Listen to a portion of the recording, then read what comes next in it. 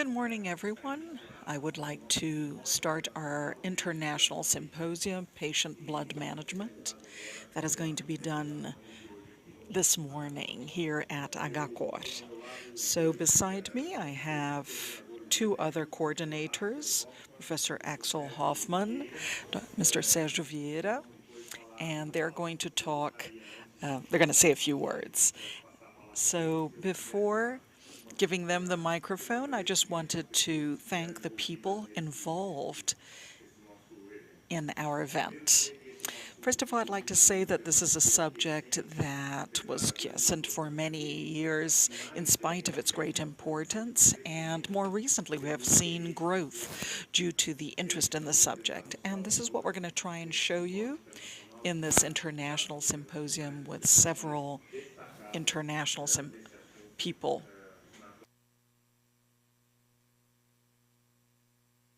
So I would like to thank our sponsors, first of all, CSL Dr. Sandra.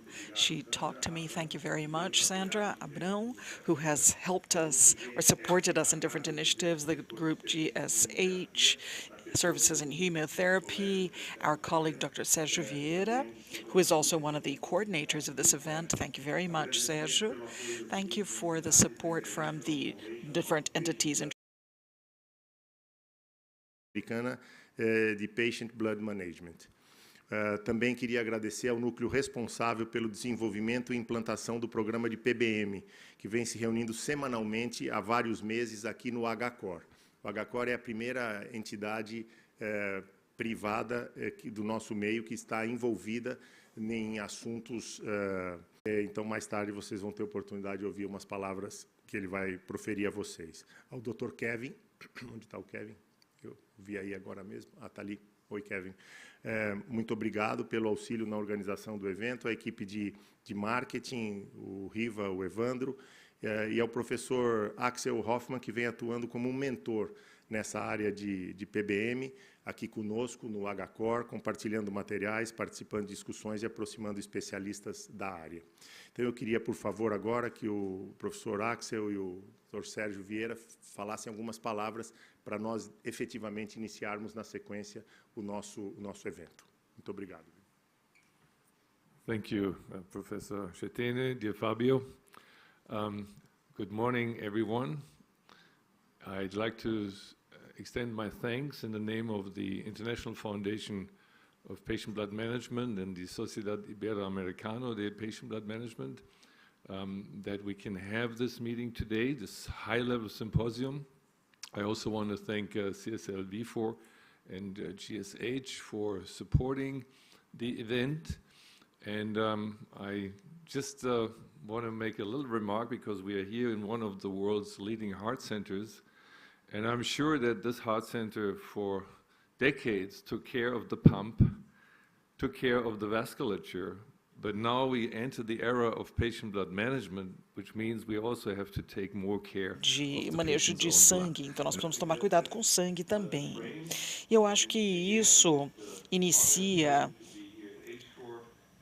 essa programação. É uma honra estar aqui na Agacor. Eu queria agradecer ao Fábio, Marcelo e a Gabriele e o Guilherme do Agacor e a equipe toda por ter esse simpósio aqui hoje. Eu espero que vocês aproveitem. Muito obrigada.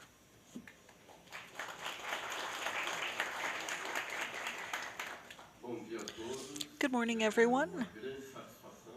I'm very happy to be here with you, to be part of this team, kicking off this institutional program that is extremely important and that we're going to have to work on implementing this program.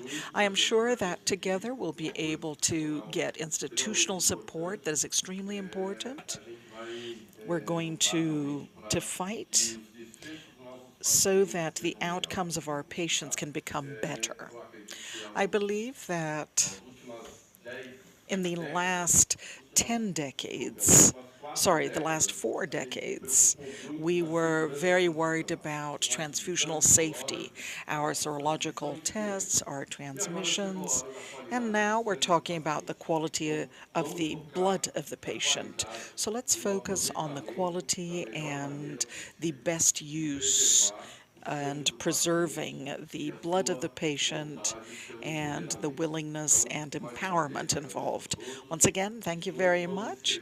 And together we're going to write our story of PBM. I think this is what is missing. We have a lot of international literature, but from now on we're going to write our own literature, our national PBM literature. Thank you.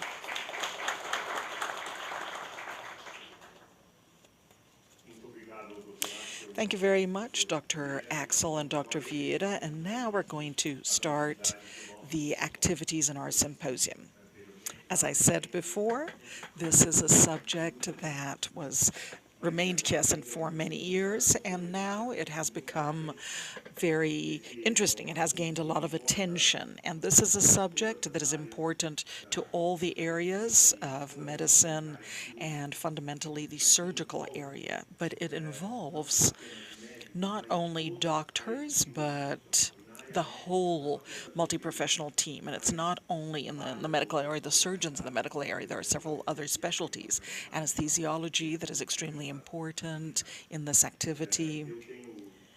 I'm very proud to see that this is moving forward, and HCOR, as an example, has taken on these activities,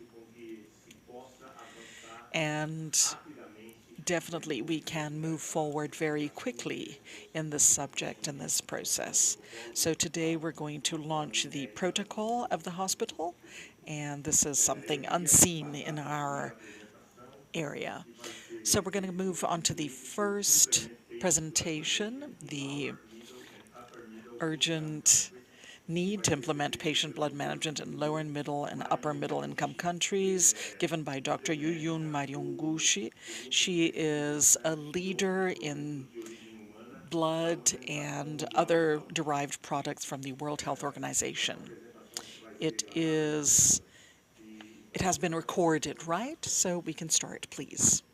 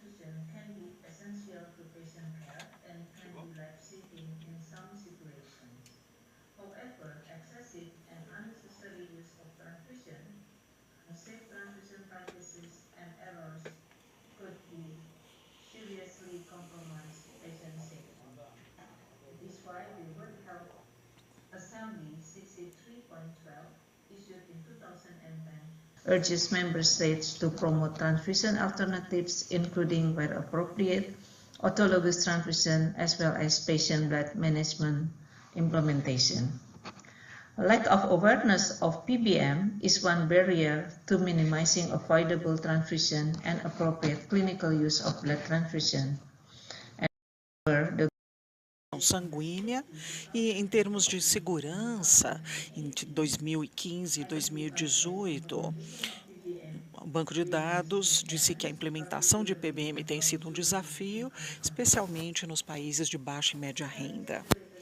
Então, em relação à PBM, isso aqui foi demonstrado pelo GDBS em 2015 e 2018, apenas 40% dos países relataram a existência de programas de grau na medicina de transfusão e apenas 45% dos hospitais relataram comitês de transfusão ter comitês de transfusão e 71% de países que têm diretrizes sobre isso nacionalmente.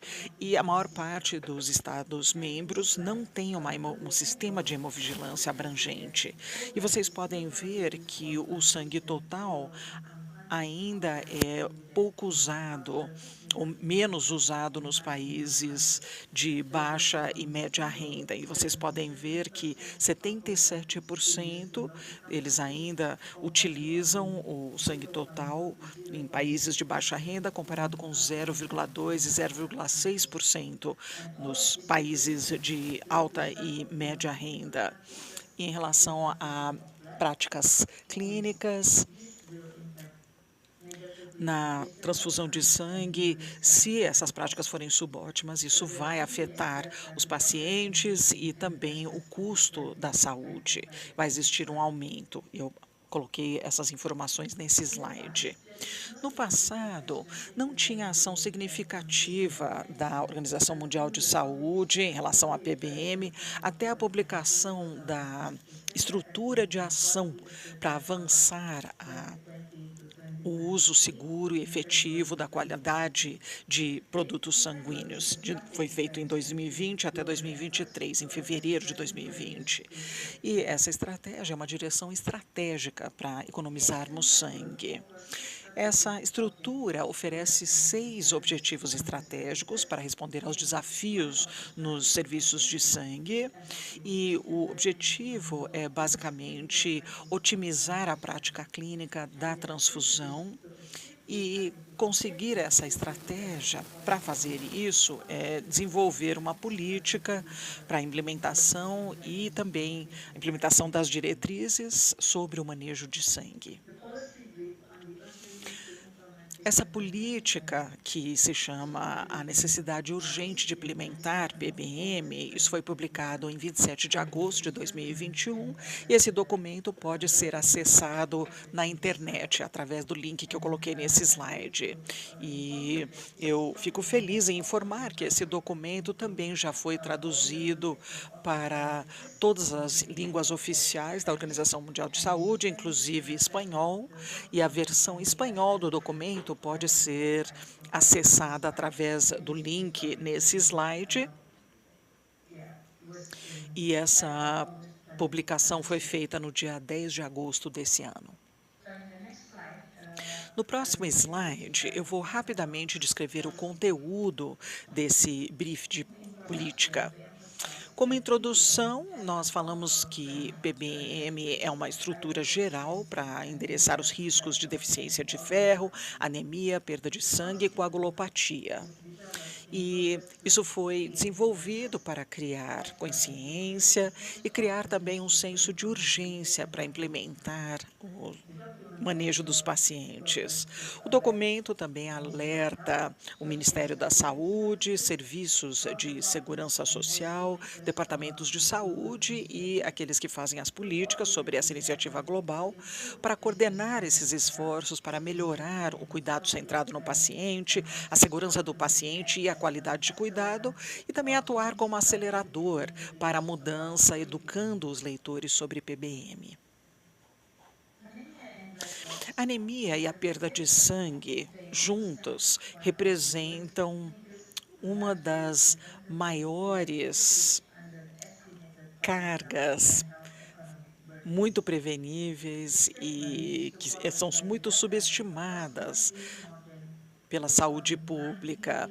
Então, 2,9 bilhões de pessoas vivem com anemia ou com deficiências de micronutrientes, e mais de 600 milhões de pessoas têm perda crônica ou aguda e têm transtornos sanguíneos por causa da qualidade de vida.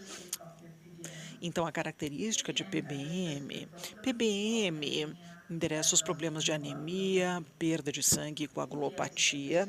PBM é centrado em pacientes, é sistemática, é uma abordagem baseada em evidência para melhorar os resultados dos pacientes, manejando o sangue do paciente através do diagnóstico e tratamento especificamente etiológico, tratamento da anemia e preservando o sangue do paciente em relação à perda e sangramento. E também promovendo a segurança e empoderamento do paciente e assim reduzindo a utilização de recursos de saúde, bem como despesas, dependência de transfusão e o risco de transfusão. Eu gostaria de descrever os princípios por baixo do PBM. Aqui nós temos 3 pilares nesse slide que vão explicar esses princípios base do PBM. O primeiro pilar seria a detecção e manejo de anemia e de deficiência de ferro. E isso pode ser feito através de detecção rotineira, avaliação, diagnóstico e manejo da anemia e deficiência de ferro. É claro que isso inclui o tratamento da anemia, que pode incluir o uso de agentes farmacológicos adequados e suplementos nutricionais. O segundo pilar seria a minimização da perda sanguínea e a otimização da coagulação. E o terceiro pilar é alavancando e otimizando a tolerância fisiológica específica do paciente em relação à anemia, utilizando todas as medidas adequadas. Então, o que o PBM oferece? O PBM tem o potencial de melhorar significativamente a saúde da população global e os resultados clínicos de centenas de milhares de pacientes cirúrgicos, médicos e obstetras e a população em geral, e ao mesmo tempo reduzindo os custos da saúde por milhões de dólares. Por que é importante distinguir entre PBM e o conceito de uso ótimo do sangue? PBM não está reduzindo o número de transfusões sanguíneas e nem restringindo o uso de transfusão ou qualquer outra terapia em per se. Mas PBM pode não fazer a transfusão, colocando a importância no sangue próprio do paciente como um recurso valioso, muito antes da transfusão ser considerada. PBM possui uma abordagem clínica maior em relação ao cuidado e resultados dos pacientes e um entendimento bom entre a diferença de PBM e o uso ótimo do sangue vai ajudar a mudar esse foco do produto para o paciente e vai ajudar na adoção do PBM. Quem vai se beneficiar com o PBM não é só os pacientes, as mulheres grávidas e indivíduos que têm deficiência de micronutrientes ou de hemorragia, mas também os profissionais da área de saúde, os hospitais, as autoridades de saúde e também o seguro-saúde, porque, por exemplo, nós vamos ter menos despesas na área de saúde, nós vamos ter menos hospitalizações e também menos seguros sendo acionados. E por que existe uma necessidade urgente para a PBM? O PBM é necessário de maneira urgente porque a ciência inclui evidência de mundo real, você tem a obrigação ética de não ignorar beneficiários de PBM, por exemplo, são grupos de suporte e advocacy de pacientes, o pessoal da faculdade de medicina e de enfermagem e farmácia, também sociedades profissionais e médicos e de outros profissionais, a liderança administrativa em principais departamentos, organizações de seguros e autoridades de hospitais públicos e também a pessoal de regulamentação médica. Então, a Organização Mundial de Saúde gostaria de chamar os Estados-membros para agir rapidamente através do Ministério ou departamentos de saúde para adotar a sua política PBM, instalando a governança necessária e realocando recursos para melhorar o estado de saúde da população e os resultados de pacientes individuais, reduzindo todas as despesas da área de saúde. O próximo passo é integrar PBM na área de saúde. Então, a integração de PBM, é claro que isso é muito importante, mas nessa intervenção, essa intervenção deve ser multidisciplinar, como vocês percebem aqui nessa figura. E para isso, a Organização Mundial de Saúde está tentando criar uma diretriz para a PBM que seja multiprofissional. Então, como vocês podem ver aqui, não são apenas os especialistas que trabalham no local clínico, mas também são profissionais ou especialistas que trabalham com transfusão e também em serviços de saúde pública.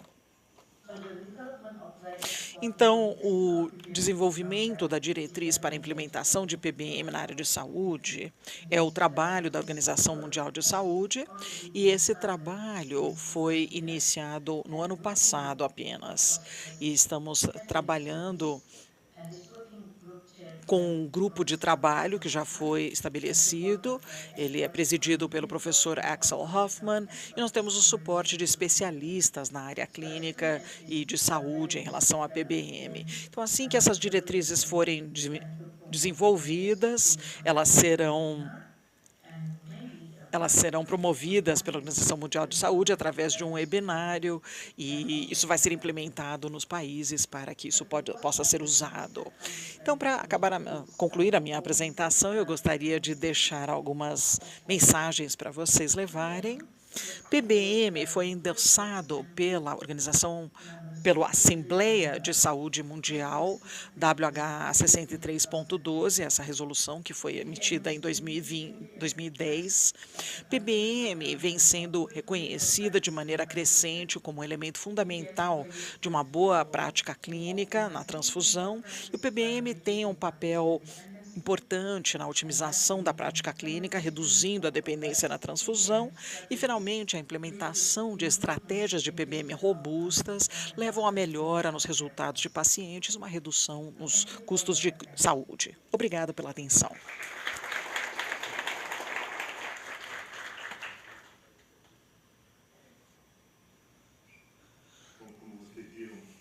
So, as you saw, according to Dr. Yunyun's presentation, this is something that is becoming bigger around the world. Dr. Yunyun is one of the most important people in the organization, in the World Health Organization, and she's responsible for this project. And you can see that it was a very didactic presentation showing the main points. I'd now go on to the second presentation that we're going to have with Dr. Fausto Pinto.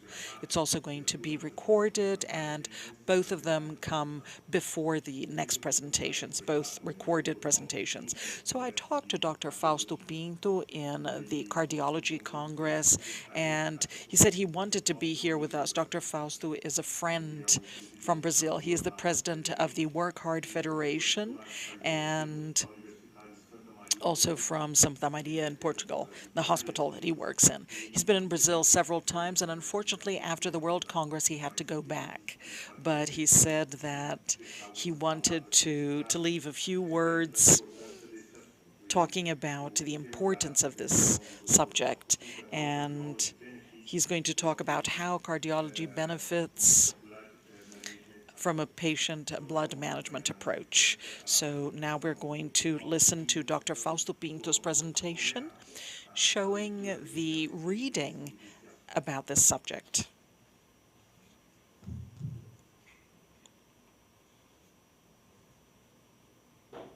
Olá, bom dia. Hello, good morning. My name is Fausto Pinto.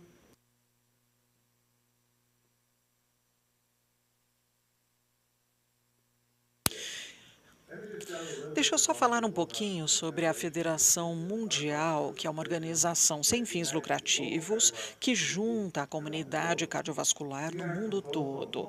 Nós somos compostos de mais de 200 membros, que são organizações, fundações, sociedades científicas, organizações de pacientes em mais de 100 países no mundo. Temos nossa base em Geneva, na Suíça, que é a sede da Organização Mundial de Saúde, com a qual nós temos ótimas relações e muito próximas. A nossa missão é proporcionar saúde cardiovascular para todos e também defender esses níveis mais altos de cuidado cardiovascular para todas as populações.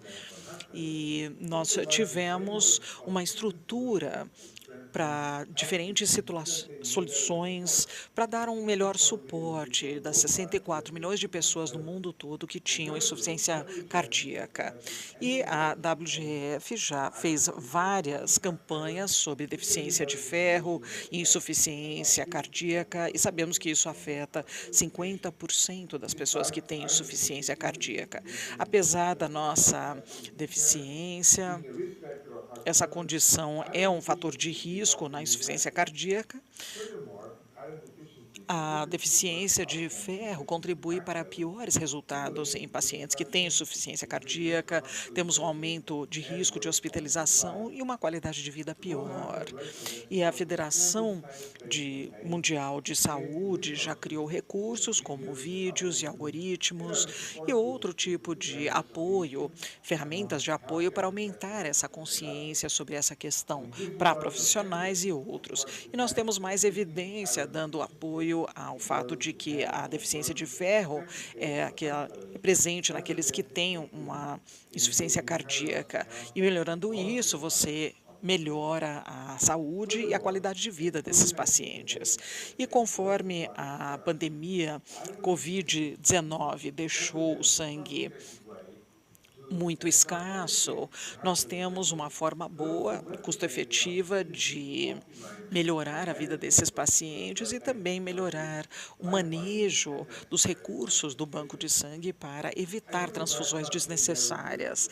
É uma pena não estar com vocês hoje no Hospital do Coração, Learning Institute, mas eu aplaudo essa iniciativa de aplicar essa abordagem holística ao PBM. Então, tenha uma ótima sessão, tenha um ótimo dia e eu desejo tudo de bom para vocês. Thank you.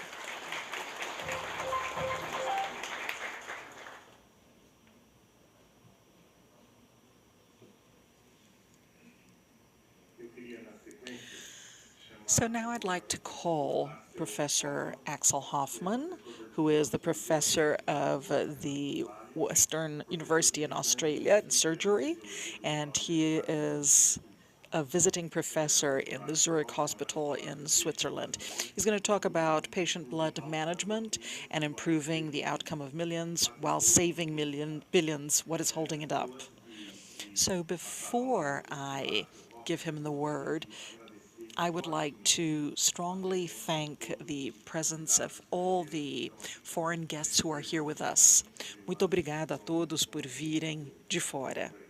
Agradeço bastante. So these are people who have great importance in the international scenario.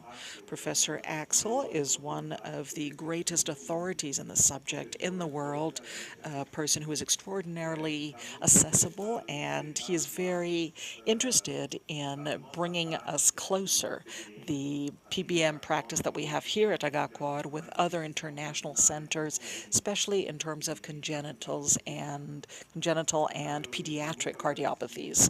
So thank you very much to what Dr. Axel has done for us on this subject, for the presence and the encouragement and inserting us in a very advanced level in the international scenario.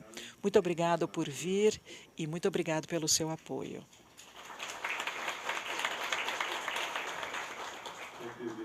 Obrigado novamente, Fábio. É uma honra e um prazer estar aqui.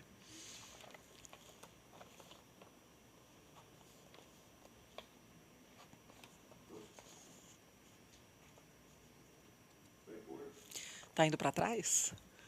Ah, agora deu. Então, vocês já ouviram da doutora Yuyun e isso realmente tem um grande potencial, esse tópico. Parece meio exagerado quando você olha pela primeira vez, melhorando os resultados para milhões, enquanto que economizamos bilhões. Na verdade, são centenas de bilhões que estamos discutindo. E eu espero que vocês vejam isso no final dessa apresentação. Aqui, os meus conflitos de interesse, eu estou trabalhando para instituições públicas e do governo, para serviços hematológicos, para ONGs, para sociedades profissionais e também para a indústria. Então, o que é Patient Blood Management? Vocês já ouviram isso da doutora Yuyun? Recentemente, a analgesia e anestesia publicaram a definição global de PBM, e a mesma definição que vocês já ouviram da Organização Mundial de Saúde. O foco é na melhora dos resultados dos pacientes, fazendo o manejo e preservando o próprio sangue do paciente. E esse esforço para essa definição global foi desejada por várias sociedades, liderada por várias sociedades e foi endossada por outras sociedades. Isso inclui a Sociedade Americana de Anestesiologistas, a Sociedade Coreana de Anestesiologistas e a Sociedade de Anestesiologistas Cardiovascular e também a Organização Mundial de Saúde. E nós esperamos que mais e mais dessas sociedades profissionais se relacionem a esse volume de pacientes que vão endossar. E vocês já ouviram também os 3 pilares, isso é basicamente a base desse conceito. Agora, qual que é o tamanho dessa questão de coagulopatia e deficiência de ferro? Vamos começar com anemia e deficiência de ferro. São 2,9 bilhões de pessoas que são afetadas. E quando você está familiar com essa questão de incapacidade, a deficiência de ferro é a 4ª maior causa dessas incapacidades. Então, é 61,5 milhões dessas questões por ano. E existe uma diminuição, mas ela ainda é muito grande. Depois, nós temos também a questão de produtividade e diminuição de cognição. Isso significa que, quando você olha para esses países, Bangladesh, Paquistão, Índia, isso reflete uma perda no PIB entre 6% e 5,2%. Então, entre 7,9% e 5,2%. E isso são muitos dólares. Então, é 165 bilhões de dólares nos Estados Unidos. E depois, na anemia, nós estimamos que 100 milhões de pacientes hospitalizados estão associados com um aumento de morbidade e mortalidade por causa da anemia. Então, esse é um artigo que eu recomendo que vocês compartilhem com seus colegas. É uma meta-análise muito interessante que inclui quase que 1 milhão de pacientes de 24 estudos. E desses, 39% estavam anêmicos, e isso basicamente é a prevalência de anemia nos pacientes, independentemente do estudo que você analisa. E a anemia estava associada a quase 3 vezes, uma mortalidade 3 vezes maior. E também em relação à injúria renal aguda, e vocês veem 2 vezes mais infecções hospitalares por causa disso, e você vê também mais AVC nesses pacientes anêmicos. Essa é a subpopulação de pacientes. E, finalmente, isso é o principal driver para transfusão. E para esses pacientes é 5 vezes maior, os anêmicos. Então, a mortalidade materna nas mulheres com anemia severa, moderada, nós temos a mortalidade que aumenta 2,36 vezes por causa de anemia. Isso é uma questão grave. E o próximo problema seria a perda sanguínea aguda, hemorragia. Então, nós temos a perda sanguínea por causa da gestão e temos mais ou menos 8,4 milhões de casos por ano que são por causa de hemorragia pós-parto. E mais ou menos 2,5 milhões desses casos são hemorragias severas. É quando você precisa de 2, 3 litros de sangue sendo dados para essas pacientes. O que é interessante são dados dos Estados Unidos. 70% de mortes relacionadas à gravidez por causa de hemorragia são preveníveis. 68% de mortes relacionadas à gravidez de condições coronárias ou cardiovasculares são preveníveis. Então, nós podemos chegar a melhores resultados nessas populações, nessas condições. Quando nós continuamos, em termos de perda de sangue cirúrgico, né, hemorragia durante uma cirurgia, você tem 312 milhões de cirurgias que são feitas anualmente. Infelizmente, não temos números atuais, mas nessa época, 15 anos atrás, nós já tínhamos 234 milhões cirurgias grandes. E, de acordo com esse consenso, uma cirurgia grande é quando nós temos uma grande perda sanguínea. Então, nós temos um grande potencial que precisa receber mais atenção. E uma estimativa em termos de anemia, 80 a 90% dos pacientes são anêmicos após uma cirurgia. Então, isso é um problema que está ligado. Depois nós temos também a perda sanguínea relacionada a trauma. Então, mais de 56 milhões de pessoas têm lesões todo ano que precisam de cuidados em hospitais. Hemorragia é responsável por 30 a 40% da mortalidade por trauma, e um trauma severo está relacionado a 5,8 milhões de pessoas. Então, nós continuamos essa perda sanguínea relacionada à doença. Por exemplo, na gastroenterologia, nós temos 48 a 160 casos por 100 mil adultos por ano. Ou nós temos, quando nós olhamos para a população mundial, 3,8 a 12,6 milhões de eventos por ano. E isso continua. Nós temos também o sangramento gastrointestinal agudo inferior, 807 casos por 100 mil habitantes por ano, e também o sangramento menstrual. São 400 milhões de mulheres com idade de reprodução que também sofrem com isso. Então, não apenas temos essas grandes prevalências, nós também sabemos que, assim como a anemia, a perda sanguínea é algo que mata, isso é óbvio. Eu queria só destacar que sangramento grande, transfusões e anemia, isso seria a tríade mortal de cirurgia cardíaca, e aqui nós temos pacientes que sangram versus aqueles que não sangram tanto, e a mortalidade da operação aumenta 5 vezes mais com esses episódios de hemorragia. E nós temos a questão de mobilidade, nós temos aqui a elevação disso e tem a corroboração em outros estudos também. Então, quando voltamos para a política da Organização Mundial de Saúde, o que nós tentamos fazer? Tentamos endereçar esses 3 grandes problemas, e é um grande problema mesmo, um tamanho. E não estamos falando sobre transfusão, estamos falando sobre qual que seria o problema de base. Isso é A, B e C. É só lembrar A, B e C: anemia, blood loss, né, perda de sangue, e coagulopatia.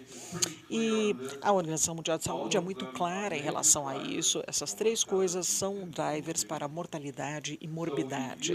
Então, nós estamos lidando com essa tríade mortal.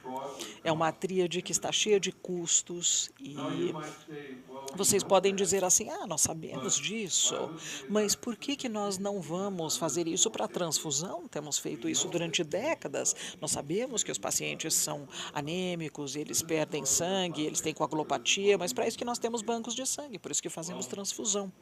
Bom, em primeiro lugar, a transfusão não está lidando com a etiologia dessas questões. É, na verdade, uma correção. E nós temos uma correção da contagem de plaquetária, do ferro, mas não está lidando com a causa raiz do problema. E, além disso, vamos dizer que a transfusão seria a resposta certa para isso. O problema de A, B e C é tão grande, como nós já vimos, que o mundo, o sangue que nós temos no mundo não ajudaria a resolver esse problema. Você precisa de metade da humanidade doando para outra metade da humanidade para conseguir resolver isso. Então, isso não funciona. E, além disso, nós precisamos enfrentar o fato de que existem muitos riscos probabilísticos. Então, quando nós olhamos para a transfusão, da mesma forma que nós olhamos para o agente farmacêutico e olhamos para o perfil de segurança e os resultados, etc., nós realmente precisamos nos preocupar, porque nos últimos 10 a 20 anos, um grande corpo de evidência surgiu olhando para os resultados de transfusão. Isso aqui é um trabalho do Dr. Bernard com 1.100 pacientes, olhando para as hemácias que foram dadas à transfusão. E vocês veem como a mortalidade e outros endpoints de morbidade estão aumentando. Isso aumenta depois da primeira unidade, na segunda, e vocês veem aqui a mortalidade de 30 dias, quando você vai de 0 para mais de 10.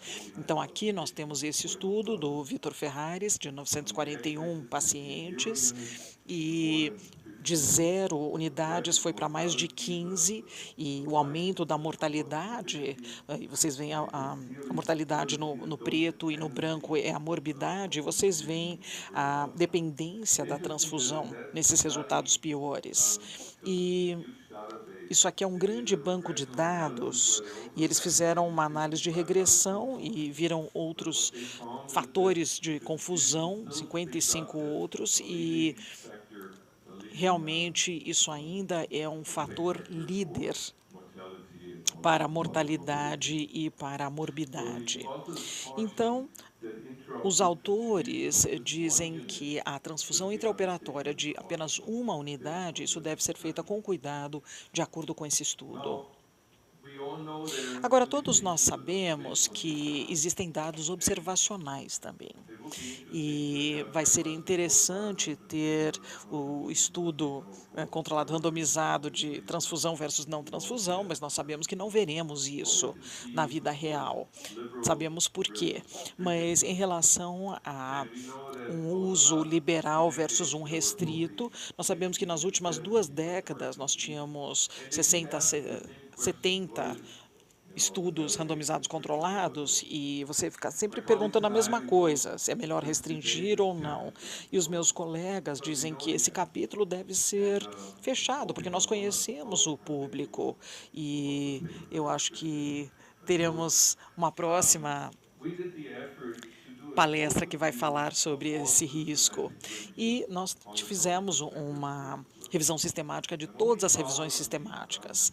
E o que nós descobrimos no eixo Y, nós temos 19 revisões sistemáticas e vocês veem os limiares de vários estudos randomizados controlados, o uso restrito e uma variação de mais ou menos 8 a 10, e aí o uso mais liberal de transfusão no vermelho, e vocês percebem que existe uma sobreposição que não é tão boa quando você não entende onde é o impacto. Mas tinha um estudo onde vocês podem ver que existe uma distinção. Isso aqui é o único que realmente mostra uma grande diferença de limiares entre as duas cohortes. E temos estudos famosos pelo Lacroix e pelo Rebet, eles são pediátricos, e também a Villanueva, que trabalhou com sangramento gastrointestinal. E quando vocês olham para os resultados desse estudo, vocês percebem que o grupo restrito tem 20% de risco menor de mortalidade comparado com o grupo liberal, de uso liberal de sangue. E também outros endpoints que foram muito melhores a favor de um uso restrito de transfusão. Então, os autores concluem uma coisa que é muito surpreendente, é um alerta, porque está escrito assim que com milhões de transfusões sanguíneas dadas ao longo do século, vai ser difícil calcular quantas mortes poderiam ser causadas por transfusão, foram causadas por transfusões. E na medicina, se você prefere dar uma transfusão porque o paciente morre, aí você culpa o médico porque ele não deu transfusão, provavelmente esse não é o caso, provavelmente é o contrário. Então, isso se torna uma questão médica. E, nesse momento, nós começamos e nós sabemos que quando nós não consertamos esse problema, tradicionalmente, nós temos essa questão da tríade e isso leva a 50 milhões de pacientes que recebem transfusões no mundo. E eu acho que essa representação na área de sangue, vocês já conhecem tudo isso em relação ao risco. E nós temos esses riscos determinísticos da transfusão nessa lista, mas nós temos muita evidência agora. Eu acabei de dar a vocês informações superficiais, mas tem centenas de artigos mostrando que existe esse aumento desses resultados ruins. E agora nós estamos vendo esses riscos probabilísticos que incluem mortalidade, também recorrência de câncer, desenvolvimento de linfoma de não Hodgkins, infecções adquiridas no hospital, morbidade e etc. Então, em outras palavras, nós agora temos 4 fatores de risco, novamente nessa enorme população que nós descrevemos na primeira parte dessa apresentação. E o que nós percebemos é que aqui nós temos uma brecha para a segurança do paciente. No centro disso é a falta de manejo efetiva e oportuna do paciente. E quem que tem a responsabilidade de fechar essa brecha de segurança? Levante a mão.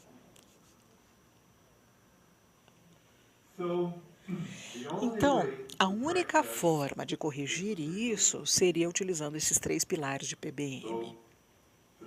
Então, a transfusão é algo que nós devemos pensar para o final do dia, não é? Mas nós começamos aqui. Nós precisamos acabar com esse monstro, A, B e C.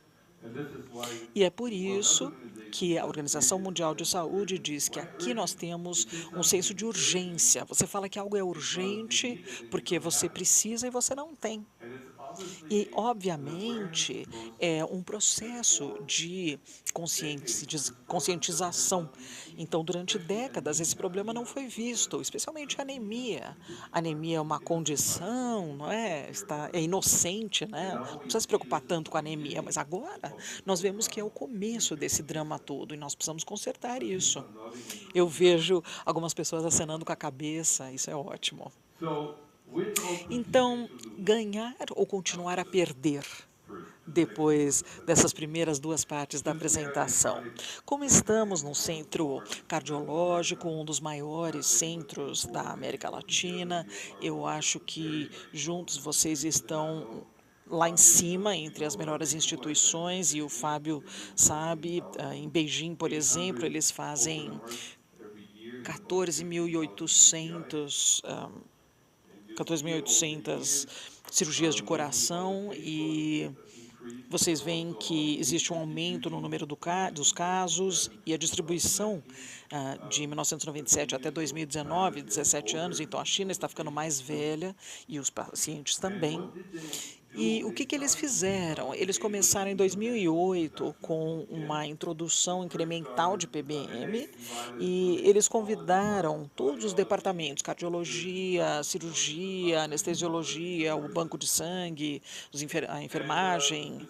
E essas medidas de PBM foram programas de tratamento de anemia, é claro que com grande ênfase na cirurgia, eu tenho certeza que isso não é um problema aqui, tenho certeza que vocês são meticulosos, e o uso rotineiro de antifibrinolíticos e o resgate de células sanguíneas intraoperatórias, um volume reduzido do circuito CPB, uso rotineiro de testes viscoelásticos, trombocitometria e indicação de transfusão restritiva, avaliação do resultado em termos de transfusão, não porque nós queremos reduzir as transfusões, mas é só para ver como é que funciona a PBM, porque se nós lidamos com a tríade, nós precisamos ver uma redução. E depois,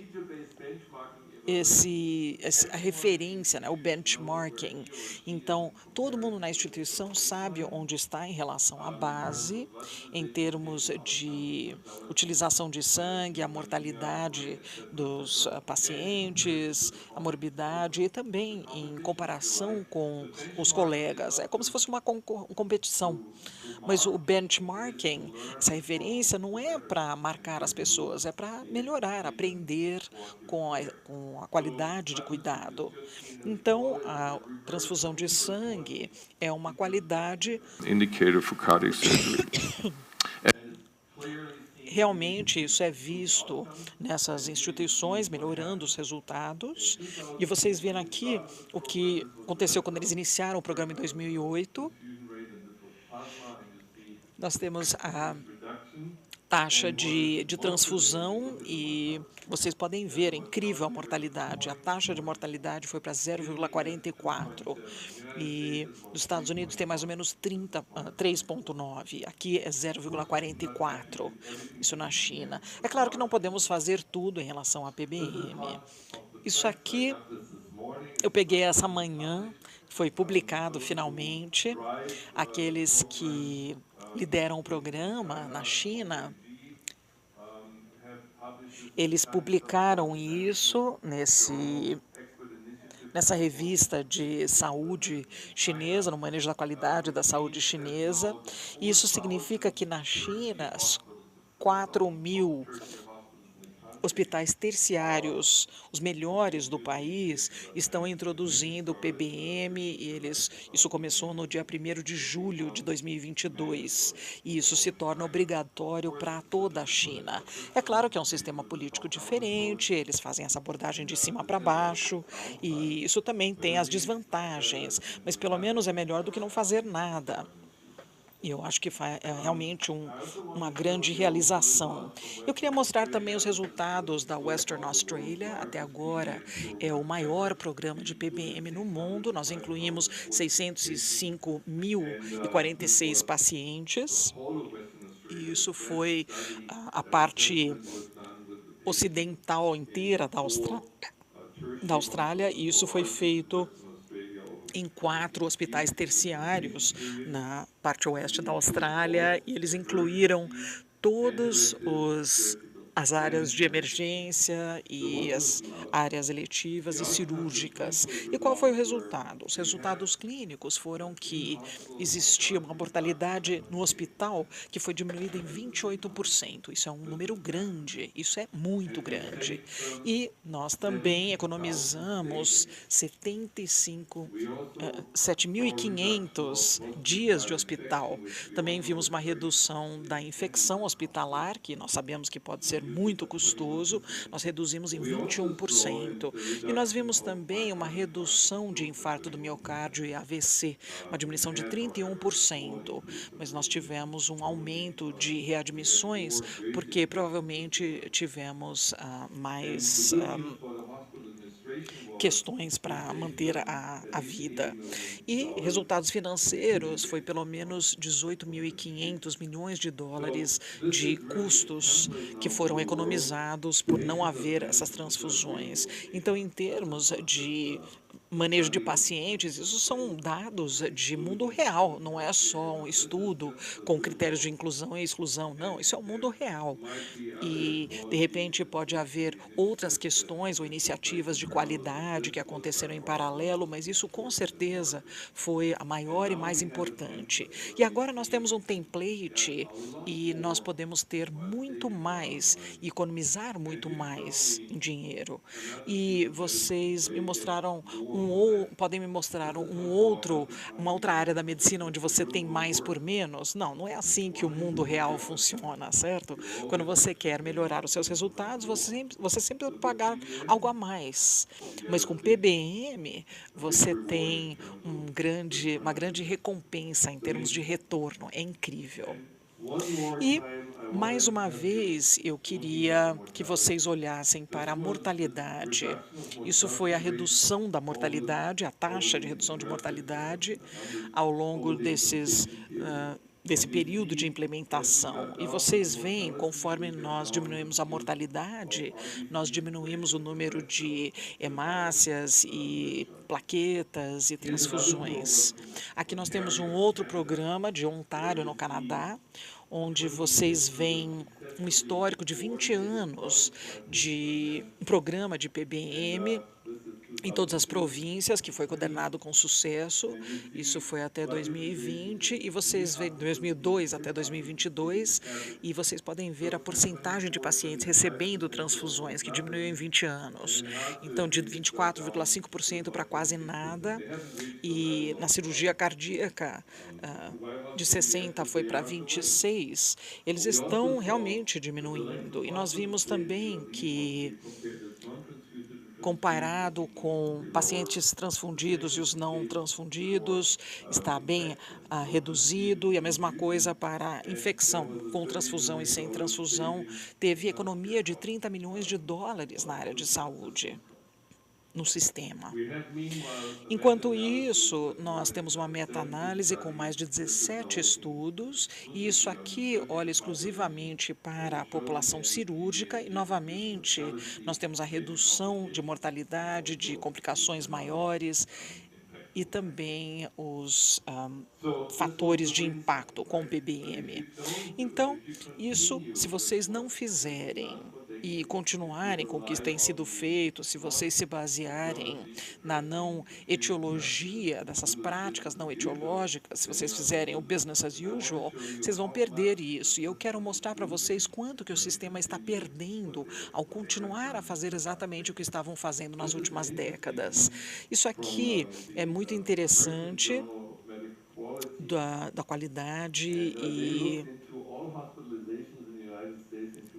eles olharam para todas as hospitalizações em 2004. São dados antigos, mas mesmo assim é muito grande o número. Então, desse número, 2,33 milhões receberam transfusões, e depois do ajuste, a transfusão estava associada com, olhando só para a última parte, a 17.194 de custos a mais. Agora, você multiplica isso por 2,33 milhões desses pacientes, e no final você tem 95,2 bilhões de dólares americanos em 2021, comparado isso com o custo da transfusão. Então, é 95 bilhões de dólares. Isso é muita coisa. E eu mostrei para vocês antes que nós não estamos falando globalmente 2,33 milhões de pacientes transfundidos. Não, estamos falando sobre 50 milhões de pacientes que recebem transfusões no mundo. E nós não temos dados sobre quanto que seriam esses custos adicionais, mas com certeza nós podemos economizar centenas de bilhões de dólares. Então, vocês têm duas escolhas: ou vocês continuam com o que vocês já estavam fazendo, ou vocês podem fazer uma mudança, e existe uma necessidade urgente para isso. E é por isso que nós demos a esse artigo esse nome, que é bastante provocante, é Melhorando os Resultados, enquanto que os resultados de milhões e economizando bilhões. Tem um bom motivo para acreditar que PBM faz uma diferença, mas o que está segurando isso? Por que nós temos uma captação tão baixa e lenta para isso? Quando nós olhamos para as grandes ofertas e benefícios do PBM, nós identificamos 5 domínios. Eu vou me focar só em 3 nessa palestra. Existe uma falha de cuidado de saúde. Nós não temos sistemas de saúde hospitalares que cuidam da anemia da forma que deveria ser feita, e também com protocolos e abordagens para minimizar a perda sanguínea. Existe também uma educação inadequada. Que bom que hoje estamos educando sobre esse assunto. Tem uma falta de programas formais de PBM e infraestrutura, que incluem 4 fatores. Você precisa de governança, você realmente precisa de um corpo para liderar esse processo. Depois você precisa de dados, não dá para fazer sem dados. Você precisa saber onde você está. Vejam só o hospital Fuai na China, eles não poderiam fazer sem dados. Você tem a questão de logística, equipamento e protocolos. Não tem outra forma de fazer. Você precisa fazer testes de coagulação, não tem outra forma. Você precisa ver formas de tratar a anemia pós-operatória. E você precisa formalizar a colaboração entre as profissões e departamentos e disciplinas diferentes. Depois nós temos a falha na coordenação do cuidado. De repente, no instituto, você tem a capacidade mas não tem ninguém responsável por isso, ninguém nomeado para isso, e não tem nenhum mecanismo de reembolso. Você pode ajudar a economizar esses custos de transfusão. Vocês podem economizar um pouquinho disso e você coloca do outro lado, de um outro departamento. Uma clínica de anemia, por exemplo, vocês podem fazer, mas isso precisa ser autorizado pela liderança da instituição. E, finalmente, o pior inimigo dessa cultura PBM, e vocês sabem que a cultura tem mudado para o café da manhã. É muito difícil mudar o comportamento e a inércia realmente é um bloqueio. Então, existe essa tendência de simplesmente ignorar a anemia como, né, alguém que não faz nada. Existe uma atitude permissiva em relação à perda sanguínea e à coagulopatia, acontece, mas as consequências são trágicas. E existe também a ignorância das consequências de sangramento ou hemorragia relacionada à doença, pensando nos pacientes nas pacientes que têm um sangramento menstrual pesado. Imagina como é que é isso, o que acontece quando essas pessoas estão ali na sala de operação durante a menstruação. Então, isso é uma grande parte da população. Nós precisamos cuidar. E existe também essa cultura que defende, ó, esse é o meu orçamento. Eu não me importo com os outros, com a farmácia, e o departamento de anestesiologia ou de transfusão. Existe também essa confiança nesse dogma pervasivo de que transfusão é o presente da vida e o tratamento ali que deve ser a primeira linha e o primeiro recurso, e agora tem essa era de dúvida que eu vou mostrar para vocês. Então, nós vemos que a cultura é a pior coisa, e quando você olha para a publicação australiana, vocês encontram essa mudança de cultura, uma metodologia que muda a cultura, e a cultura gerada precisa ser sustentada, tem tudo a ver com cultura. E o brief de política fala sobre a questão da cultura clínica mudando e o comportamento dos médicos. Então, os médicos eles precisam desaprender e abandonar algumas práticas antigas para poder adotar o PBM, que tem base científica. Nós vimos isso e a boa notícia é que é tudo prevenível, quase tudo. E nós temos um corpo de evidência tão forte. E eles falam que nós precisamos fazer alguma coisa. Nós temos um argumento econômico muito forte, falando sobre bilhões aqui. Então, quando isso está estabelecido, não tem dúvida que existe uma obrigação ética de que isso precisa ser feito. Não tem motivo para dizer não ao PBM. Então, o Patient Blood Management na cirurgia cardíaca, isso aqui, estou chegando à conclusão da minha palestra, isso aqui é o Gonfrin Manioko e isso aqui é uma esternotomia, segunda esternotomia, uma substituição da válvula aórtica e um bypass arterial. Ele ficou cansado, mas ele não utilizou hemácias e nem a plasma para as últimas cirurgias dele. Esse é o cuidado que ele faz décadas atrás, com o trabalho do icônico Dayton Cooley. Ele descobriu que no Texas Heart Institute, ele era o chefe, ele recebeu vários prêmios por sua atuação. Ele fez o primeiro transplante cardíaco nos Estados Unidos e a primeira implantação de um transplante de um coração não humano. E ele fez muitas cirurgias sem transfusão, com excelentes resultados, em crianças e adultos, de 1 ano de idade até 89 anos de idade.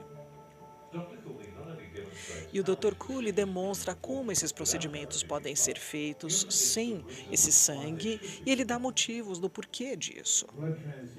As transfusões sanguíneas não são apenas inócuas, não são técnicas inócuas. Existem alguns efeitos colaterais, complicações diretamente relacionadas a essa questão de transfusão sanguínea. E a minha impressão era que a transfusão sanguínea era um outro transplante de órgão.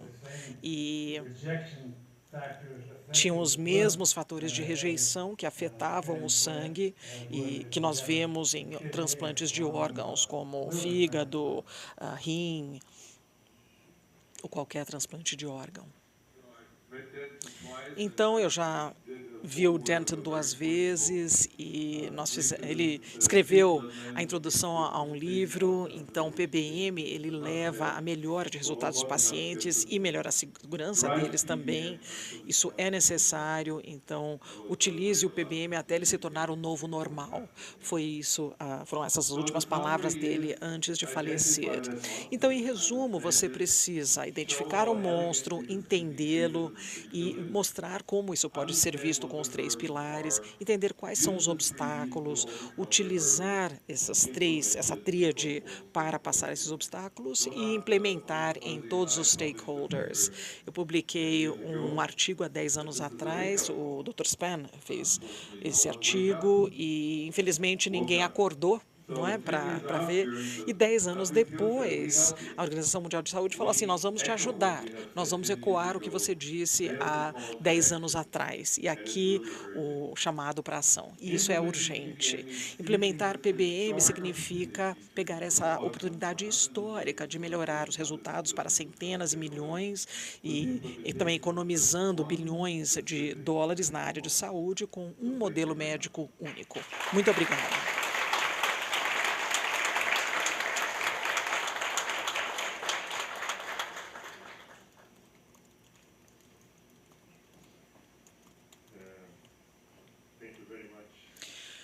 Muito obrigado pela sua apresentação muito boa. I think this presentation from Dr. Axel showed us the importance and the reach of this subject when he talked about saving millions and the cost. It's incredible, beautiful, beautiful presentation. And now I'd like to move on to Dr. Angel Calatayud's presentation. He is the chief of the General Hospital in Mexico. Dr. Eduardo Liciale, he is from the Mexican Society of Thrombosis and Hemostasia, and he's going to talk about the first experience of PBM, patient blood management, implemented in Latin America. Professor, please.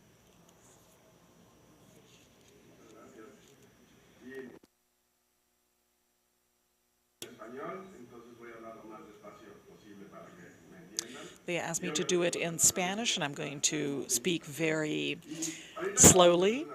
And we had a great presentation from Dr. Axel and talking about the benefits of patient blood management, the whole story around the world. So it's very difficult to implement it, and then we come to the reality, right?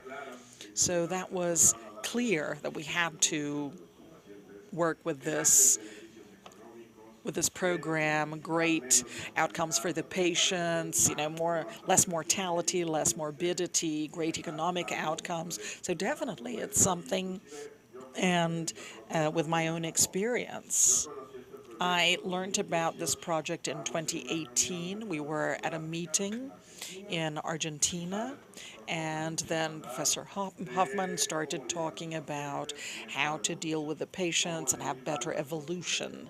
And of course, he brought us indicators, so it was less infections, less mortality, less hospital stay, less stay in the ICU, and he told us, and you're going to save money. So I said, what? Can you do that? So this is a global definition of a PBM, and it's a work of decades made by experts on this topic, and they got together to make this global definition that was adopted by the medical societies and etc. And you've already seen this definition in the previous presentations. They also taught us that this whole model was based on 3 E's, so ethics, economy, and evidence. Currently, after the work that has been done, we have a whole group, thousands of manuscripts published of evidence of the benefit of PBM in many specialties. And we know about the economic impact and the ethics that you have to make this change. That's what we expect. So in terms of the healthcare policies, we cannot make a change in my clinical practice. It cannot be me as an anesthesiologist. I'm going to stop doing transfusions because then my patient come in, I make a great effort, and I don't do any transfusion, and then in ICU we use thrombopack. So, we give them all the blood bags. So, this has to be interdisciplinary, multi-professional, integrative, and they also involve the administratives, and this is not where it ends. And there are models of law and management processes. All of this change in terms of safety and security for the patient, and then you continue to do that. So something that they taught us in these implementation models, we needed to have a national coordinator. We needed to have somebody looking at all these cases. And it's not one person, it's just a group that is going to have something specific to deal with. We know that there are people who know how to change policies, and this person, we know that is going to be dedicated to that. And we also have a group that is generating the data. We have a group that is creating the guidelines. And all of this, this is with societies and with interdisciplinary work. So this is the commitment. And also the plan that anesthesia should be the leader of the project. And as an intensivist, I am an anesthesiologist. Well, I would say, how do you do this? But the fact is that it's each of us that have to do something. The reality is that I cannot stop the transfusion because I'm not somebody who operates, right? I just take care of the anesthesia. So we have to get the patient and we have to continue this, continue the care. This is also something we have to pay attention to. And we also have support, we have leadership, we need to have commitment and knowledge. The knowledge they've already given us. And we have to know about anemia and the 3 pillars as well. So when we started working in Mexico, we got to a point where it was much easier for the whole process, and we started working with Latin America in the mission of the PBM when it was created, and we're also working on how it's going to be managed. The initial idea, at least according to the perspective that we had, was that we cannot have another society. We have to we have to make up a society that will get involved with the other societies and help them to implement PBM in all the hospitals that want to do it. It's, if we don't help them to structure things, because this is exactly what is hard work, getting the structure established. And then we can move on to the page that we have already published. Of course, we have considered the translation into Portuguese. The translation in Mexico into Portuguese is very expensive, so hopefully you will help us, right? Because we speak Spanish, right? So we are forming this. That is very important. We know that America shares some problems. We have a prevalence of anemia. We know that there is a lack of products, components, and I'm going to show you the numbers that we manage in Mexico. We deal with adjustments, and many of us are having changes in government, and therefore there's a change in the policies, so we have to try and adjust so that we can continue working. We also have to get better outcomes. We have a disparity in terms of costs, and this is ridiculously much higher compared to other places, our costs. And access to new technologies, that's also something that is in the program. The quality of blood components, and we have to try and keep going. So then we have this publication that invites us to do patient blood management as the new normal, and I'm going to show you the implementation,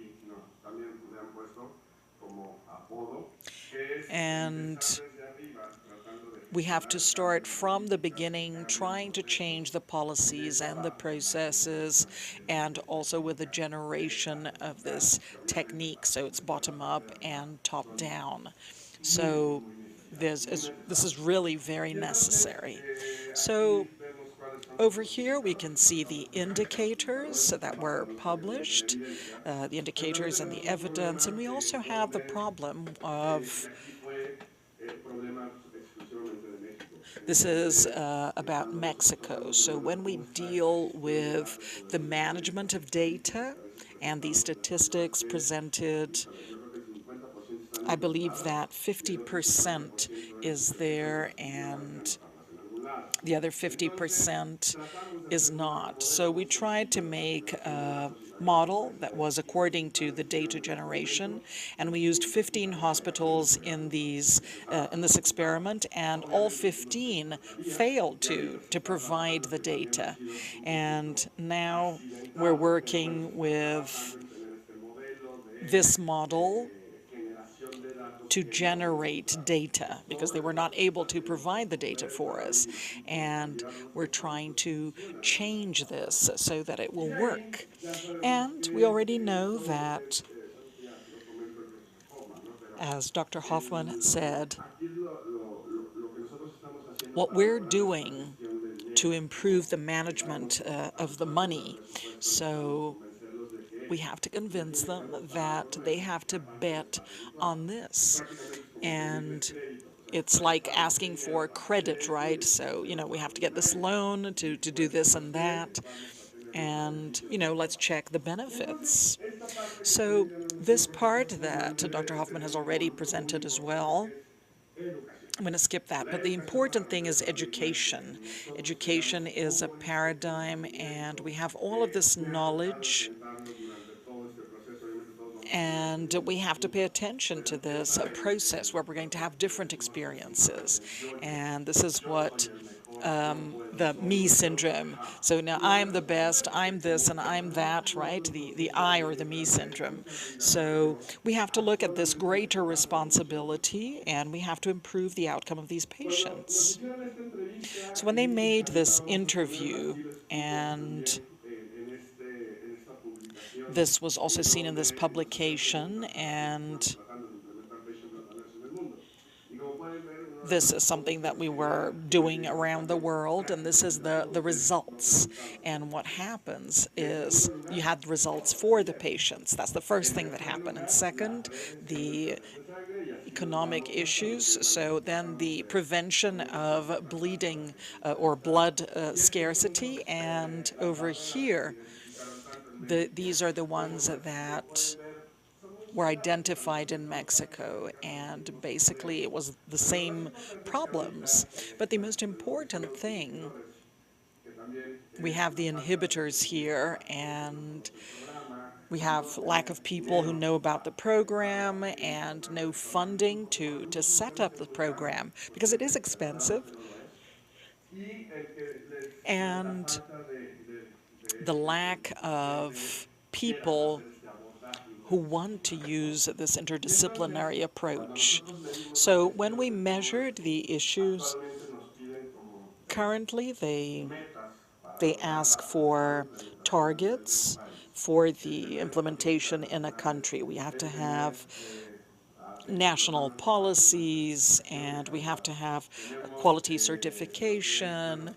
We have the funding that is necessary and the transparency in terms of transfusions. And then we have the program versus what is actually being done or was being done before. And Dr. Hoffman has already said this. We also need to have measurements. We need to have data to show how it works. And we need to have all the encouragement from the society, for societies, and this can be something big inside a healthcare system. And we have to take it on as a commitment and make it grow as much as possible. So we have 2 national days for PBM, patient blood management, and we also have this proposal for the hospitals with certification, and this is what we have in terms of data from our country. We had about 13,000 cases of low levels of fibrinogen. That's part of trauma, cardiac surgeries, and we needed 132,000 grams of fibrinogen to treat these patients adequately. And this got to, we had 6,900 products that arrived for the patients. So there's a 200% capacity of fibrinogens. We need more, and we have to work with what we have. So in medicine, we have to look at justice and autonomy and ethics. So basically, when we said, let's start this program, this is implementation of PBM. This is one of the main ways of addressing this in a simple manner. And you have this commitment because it represents one of the most important heart institutes in the world, the best in Latin America, with the greatest number of patients seen. And let's try and improve the outcome of our patients, and you're going to be leaders for many others. We're going to do that, and you're going to show them how to do it adequately. And you say, oh, but this is the, heart center has a lot of money, so I won't be able to do it. But, it's a process, and you're going to have to share this. It is a quality process and an implementation process, and we can help you to tell you how we do it. so that they can also repeat it in their centers. So first of all, we need to have decision makers participating. So you as a reference, you have your responsibility and you have pressure, right? Dr. Hoffman is pressuring us to do it, and the government will have to support us. And number two, we need to check the relevance of the proposed innovation. And this is something that we've heard already today. It's very significant, and we have the issue of why you want to do it and why we're going to do it. Number three is to reach a consensus on the expectations. Patient blood management is going to it's not something that you can do from one day to the next. Let's get some beer and the next day we can start doing it. No, it's a process, and you are the ones who are going to live through this process. So if you understand that, you're going to overcome the obstacles, and there are people who will want the project, there are people who won't want the project. So our mission, if we believe in it, is to move forward with this project. And also tailor the innovation to the social, cultural, and institutional settings, and keep the innovation as simple as possible. So it has to be simple enough for everybody to take it on, and since we have a basis, we can change it.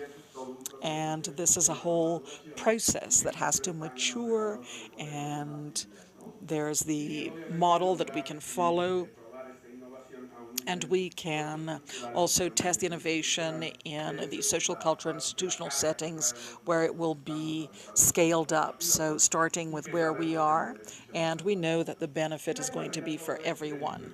And for example, what can we identify, and when can we actually undertake this project? Everything that includes funding. And something that we had in Mexico is, trying to follow the healthcare regulation, and we found something that says the doctor that is in charge, before indicating a transfusion, has to check all the available treatments. And we said, aha, this is perfect. And the law says that you have to do PBM, right? You can understand it the way you want to. And then others looking for support and donations for funding, and also you have to prepare any necessary changes so that we can be part of the healthcare system. So we sent this proposal, signed, we're waiting for the answer, and we should not defend the transfusions. So the countries that use the evaluation of sanitary technology, and we have Brazil and Mexico as the leaders in this project in Latin America, and how we're dealing with different societies so that we can have educational programs. And this currently is something that we're going to take to all of Latin America. On Saturday, we had this meeting with CLASA, which is the World Federation of Anesthesia, and there were 21 countries. There are some signatures that are still missing, but they committed themselves to developing this kind of program. And then they understood the need to do it, and as a society, they're going to do it in their countries. And then we come back to the same thing. So you're the most representative center, and you have to provide support to all these countries. And then we have the responsibility for this project to work out really well inside the hospitals. And also with cooperation of the Latin American Cooperative Group. And what I was saying, patient blood managing is a continuous line of care. There are the 3 attention pillars that we've already heard of, and it's very important. In these 3 pillars, it's not who knows more. It's something that we're all looking for, and we have to make it patient-centered. If all these services focus on the patient and they know that they have to take care of anemia adequately, then we have to do it as early as possible. And when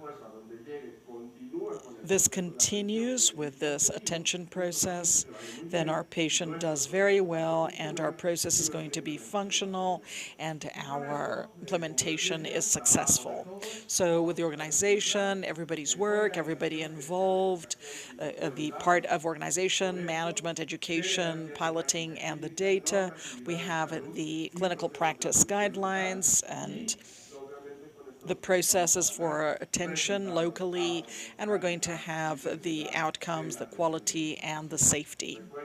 And remember, interdisciplinary, multi-professional, and in the pilot programs, we become a lighthouse for those who are trying to find their way. Thank you very much.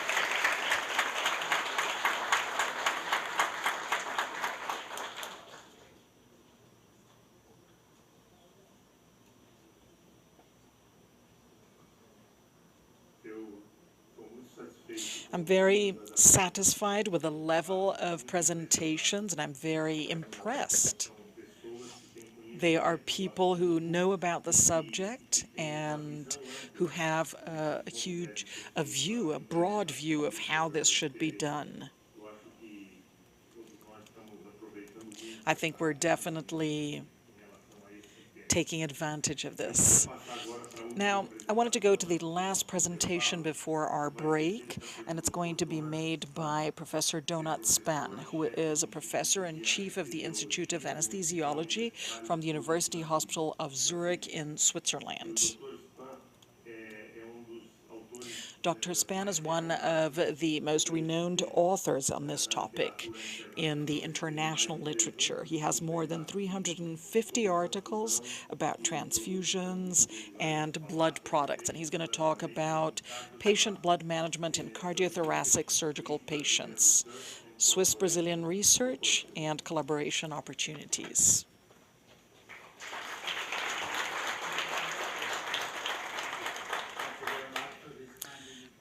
Muito obrigado pelo gentil convite, bom dia.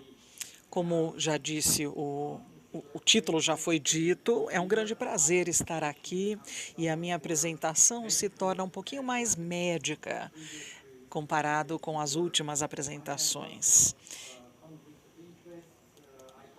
Eu tenho conflitos de interesse, eu chamo de espectro de atividades, porque se eu colocasse todas as organizações, eu não colaboraria com elas. Eu tenho também trabalho com fundações e negócios. Então, no nível mundial, isso aqui é uma das publicações mais importantes para todo mundo. Então, a Organização Mundial de Saúde apoia isso, então, por isso, sabemos que significa alguma coisa para os médicos e para a população mundial. Eu acho que, a partir da definição que foi publicada nesse briefing da Organização Mundial de Saúde, falamos ou voltamos à anemia, à perda sanguínea e coagulopatia. Isso são questões distintas e algumas pessoas falam assim, eu tenho mais interesse em anemia, outros falam assim, não, para mim a perda sanguínea que é mais importante. Eles não estão errados, mas são esses 3 aspectos que precisam ser implementados para fazer o PBM, para podermos seguir esse programa. Então, nós já vimos esses 3 pilares de maneira diferente. E agora, focando na cirurgia cardíaca e também na continuação dos cuidados de pacientes pré-operatórios e depois pós-operatórios. Eu queria começar com o primeiro pilar. E antes de realmente começar, eu gostaria de dizer que, como muitos outros já disseram, nós temos a restrição da transfusão, isso que é o padrão hoje. E se você não está seguindo esse tipo de transfusão restrita, então você está abaixo do padrão. E quem que quer estar abaixo do padrão?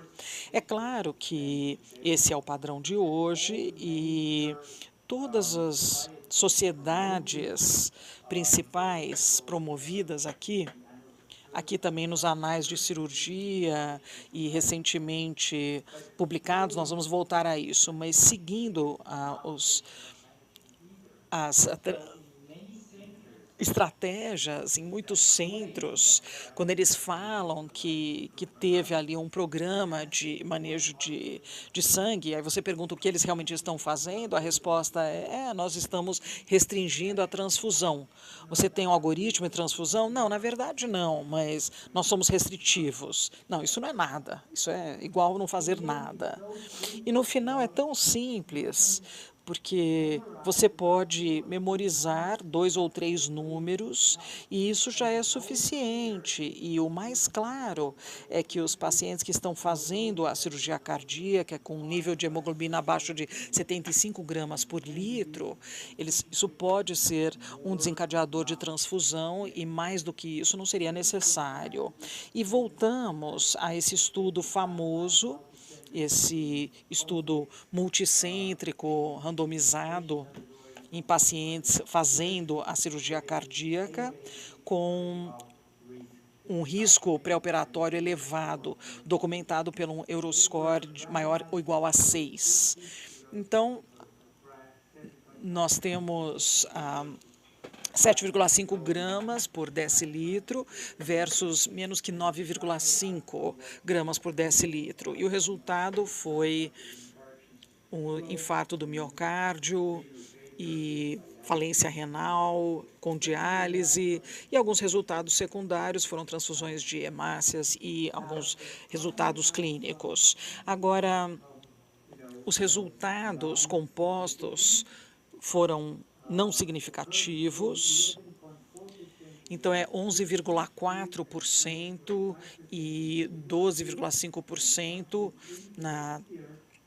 no limiar liberal versus o restritivo, então significa que não é significativo, mas está se tornando significativo a favor desse limiar liberal. Desculpa, desse limiar restritivo. E o número, quando você faz uma transfusão de pelo menos uma unidade de hemácias, você tem menos naquele limiar restritivo comparado com o liberal, é claro. E agora, como eu disse antes, nós queremos verificar como preparar os pacientes para a operação. E é claro que nós precisamos ver o status de ferro e nós precisamos de outros valores, não apenas da hemoglobina, e isso antes da cirurgia cardíaca. E para verificar um tratamento individualizado dos tratamentos de anemia, nós precisamos ver a saturação, nós precisamos saber como é que é a saturação de transferina, a creatina também e CRP. Não, de repente não temos a deficiência de ferro mais. E com esses valores nós podemos juntar e individualizar o tratamento de anemia e de ferro. E temos o ácido fólico também. O tempo também é importante, são alguns dias antes da cirurgia e o tratamento é um pouco diferente comparado com 2 a 3 semanas. E os valores laboratoriais são frequentemente patológicos, então nós já ouvimos que 30% eles têm hemoglobina abaixo de 130 gramas por litro. Para ferritina e saturação de transferina, eles não tiveram dados bons para a cirurgia cardíaca, eu acho que é 10 a 20%. A creatinina ou da função renal, isso é bastante baixa nos pacientes que fazem a cirurgia cardíaca, não temos dados válidos encontrados. CRP é 45%, que tem CRP acima de 5 miligramas por litro, então existe um pouco de inflamação. E temos também EPO endógeno baixo, mais ou menos 25% dos pacientes que estão nessa condição, e deficiência de vitamina B12, mais 25% dessa população fazendo cirurgia cardíaca. E de acordo com esses valores de laboratório, nós podemos individualizar o tratamento da anemia. E lembrem-se que não é toda anemia que você vê, e isso é verdadeiro na cirurgia cardíaca, tem deficiência de ferro. Existem várias outras formas de anemia, portanto, o tratamento precisa ser diferente. Então, o sucesso dessa anemia pré-operatória e de manejo da deficiência de ferro na cirurgia cardíaca, eu queria mostrar um estudo para vocês que nós vimos há anos atrás, e isso aqui é pacientes com anemia e com deficiência de ferro. Nós dividimos em 2 grupos, nós definimos a deficiência de ferro como sendo abaixo de 100, e depois nós randomizamos os pacientes para o braço de tratamento e depois o grupo de placebo. E nós administramos esse tratamento antes da cirurgia. Então, nós temos o tratamento que era eritropoetina, 40 mil unidades e 20 miligramas de... E temos aqui o resultado.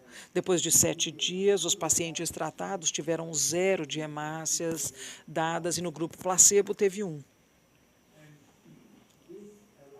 E isso permite que nós possamos entender o que acontece. Isso aqui foi dia 1, dia 3 pós-operatório, e aqui aqueles pacientes tratados e o grupo de placebo tratado, e aqui temos a hemoglobina.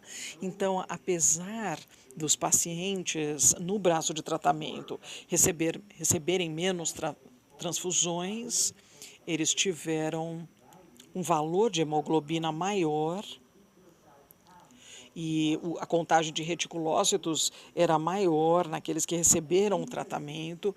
E o que é interessante é que aqueles que receberam o tratamento no dia antes da cirurgia, então, até no curto prazo, você consegue aumentar a produção de hemácias de maneira significativa com esse tratamento combinado de EPO e ácido fólico. Então, chegamos ao segundo pilar, e como nós já ouvimos, a técnica cirúrgica é a mais importante.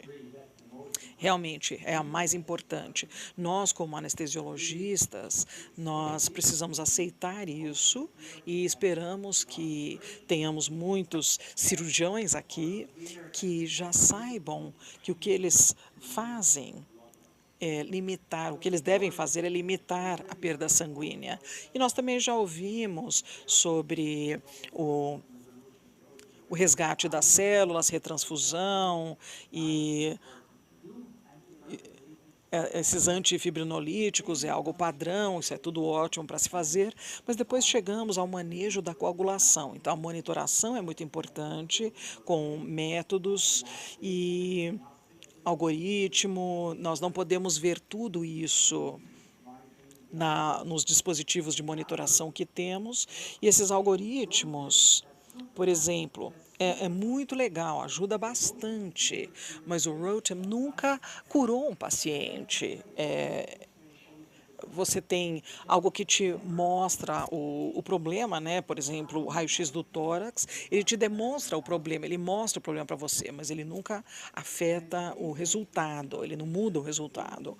E isso aqui foi publicado recentemente nas diretrizes, esse PBM das sociedades, e eles falam sobre o uso restritivo de sangue pós-operatório, isso é a classe 1A recomendação, e o segundo estudo focou mais na coagulação, então transfusão, onde a transfusão é o objetivo. Temos algoritmos assim que isso é recomendado, esses dispositivos viscoelásticos são recomendados para reduzir o uso do sangue. E o sucesso foi mostrado há vários anos atrás. Esse aqui foi o primeiro estudo pelo Franz Gorlinger, e eles seguiram o que acontecia quando eles usavam esse algoritmo de coagulação. E esse é o algoritmo utilizado, e vocês percebem que depois da protamina ser dada, com o bypass, tem alguns resultados de testes, e com base nos resultados do ROTEM, você faz um tratamento e aí você reexamina a coagulação depois do tratamento. Isso é muito importante, porque você quer saber se você deu o suficiente depois do tratamento, porque você não quer dar demais. Isso é caro, isso é perigoso, porque nós queremos evitar os eventos tromboembólicos e, portanto, isso é relativamente simples. O nosso é até mais simples, mas esse é aquele que eles utilizaram. E o que eles descobriram é que eles puderam utilizar os produtos halogênicos, eles utilizaram também concentrados de fibrinogênio. E mais importante, foi uma transfusão massiva que foi utilizada e foi reduzida pela metade, a reexploração também, e os eventos adversos compostos também foram reduzidos. Então, você não está apenas reduzindo a necessidade de produtos de coagulação com esse algoritmo, você também diminui as complicações trombóticas. Então, esse estudo depois foi repetido de maneira randomizada, prospectiva, com um algoritmo bastante semelhante, e o que esses autores de Frankfurt encontraram é que nesse grupo baseado em Rotem, eles tinham menos hemácias, eles tinham mais fibrinogênio, o fibrinogênio era mais ou menos igual, PCC também quase igual, mas eles abandonaram o fator 7A, e o custo da hemoterapia, e isso é o custo da monitoração, mais a incorporação, os fatores, né, de incorporação dos produtos de sangue. E se você está utilizando o ROTEM e os fatores de coagulação, você aumenta o custo do tratamento, da hemoterapia. Eles achavam isso, mas não é verdade, é o oposto. Você diminui o custo, você diminui também a hemorragia pós-operatória e você aumenta a sobrevida. Então, isso realmente é muito eficaz. É claro que também tem meta-análises sobre esses métodos viscoelásticos, tudo baseado na cirurgia cardíaca. E aqui vocês percebem que o ponto de cuidado versus o controle para a injúria renal aguda, isso aqui foi menos eventos tromboembólicos, aqui a reexploração, que diminui mais ou menos 40%, e depois tem todas as questões de transfusão.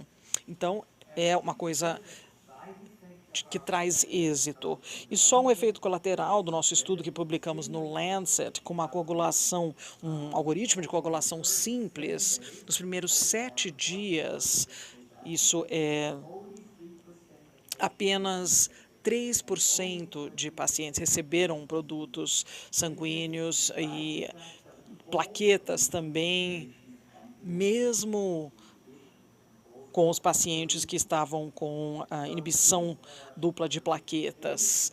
Então, essa recomendação a partir dessas diretrizes é muito importante e nós percebemos que isso resulta em sucesso e nós sabemos que temos dispositivos aqui, Rotem, esses aqui são as versões mais antigas, essas são as mais novas, que são automáticas, que precisam de menos habilidades, e aqui você precisa de uma habilidade, é igual você fazer uma análise de sangue, aqui você precisa saber algumas coisas. Portanto, as conclusões intermediárias são que a monitoração da coagulação perioperatória com esse método é altamente benéfico para a cirurgia cardíaca, eu concordo completamente, isso está disponível e aprovado pelo FDA para a cirurgia cardíaca, e algoritmos dirigidos a um objetivo individualizado têm sido demonstrados como sendo eficazes na cirurgia cardíaca, você tem benefícios na mortalidade, ótimo. Então, por que nem todo mundo está utilizando? Porque o problema está resolvido, certo? Então, eu realmente não acho que isso seja verdadeiro na realidade, porque você tem muitos que não estão utilizando esses dispositivos e esses conceitos. Existem mais desafios. Então, o staff todo, o pessoal todo, precisa entender como fazer esses exames ou usar esses dispositivos. E a não ser que você tenha um técnico 24 horas por dia, 7 dias por semana. Os médicos precisam entender as curvas e o significado dos parâmetros diferentes nos testes diferentes e precisam entender o algoritmo. Então, isso prediz uma educação regular. E isso é uma história sem fim, porque alguns esquecem, eu diria até que muitos esquecem, e novas pessoas entram no local. Então, você precisa ensinar, ensinar, ensinar. Você precisa monitorar, e ver o que o seu pessoal está fazendo, fazer um feedback do que foi bom e o que não foi, e esses dispositivos automáticos são muito mais fáceis de lidar e têm vantagens significativas. Isso é uma vantagem muito significativa. Nós, no nosso departamento, há 2 anos atrás, todos nós passamos para os dispositivos automáticos e nós vimos que isso melhora. Isso melhora a eficácia com a qual nós podemos ensinar, porque se nós não ensinarmos, nós podemos ensinar o entendimento do algoritmo e das curvas, e parece que é simples de entender essas curvas, mas não é o caso. E nós temos, portanto, nós temos investido nessas novas tecnologias de visualização que podem melhorar essa situação bastante, porque olhando para as curvas, você precisa entender qual o problema que o paciente tem. Está nas curvas, é claro, mas você precisa perceber isso, e muitas pessoas não fazem. Então, nós publicamos um estudo há 2 anos atrás, onde nós temos as condições diferentes do Rotem. Se, por exemplo, você tem pouco fibrinogênio ou muita fibrinólise ou todas essas coisas. Então, todas as condições típicas que nós vemos, e isso é algo dinâmico. Isso aqui é um vídeo, espero que possa rodar. E é assim que nós visualizamos a hiperfibrinólise. E quando nós visualizamos alguma coisa que, de acordo com o algoritmo de coagulação, representa uma coagulopatia, nós indicamos isso com essas gotas de sangue caindo. Se não houver gotas de sangue, está bem. E depois a visualização, que realmente capta a atenção, é bem divertido, mas aí você precisa investigar se isso realmente melhora a situação, para que as pessoas possam entender melhor o que está acontecendo. Nós fizemos isso numa investigação e verificamos esse assunto, e todos os participantes desse estudo olharam para curvas tradicionais ou visualizaram novas versões de maneira prospectiva e randomizada desses termos e de outros, e o endpoint foi corrigir a tomada de decisões e corrigir de acordo com a coagulação, o algoritmo de coagulação normal, e corrigindo para nenhum tratamento não correto fosse selecionado, e também esse tempo para decisão.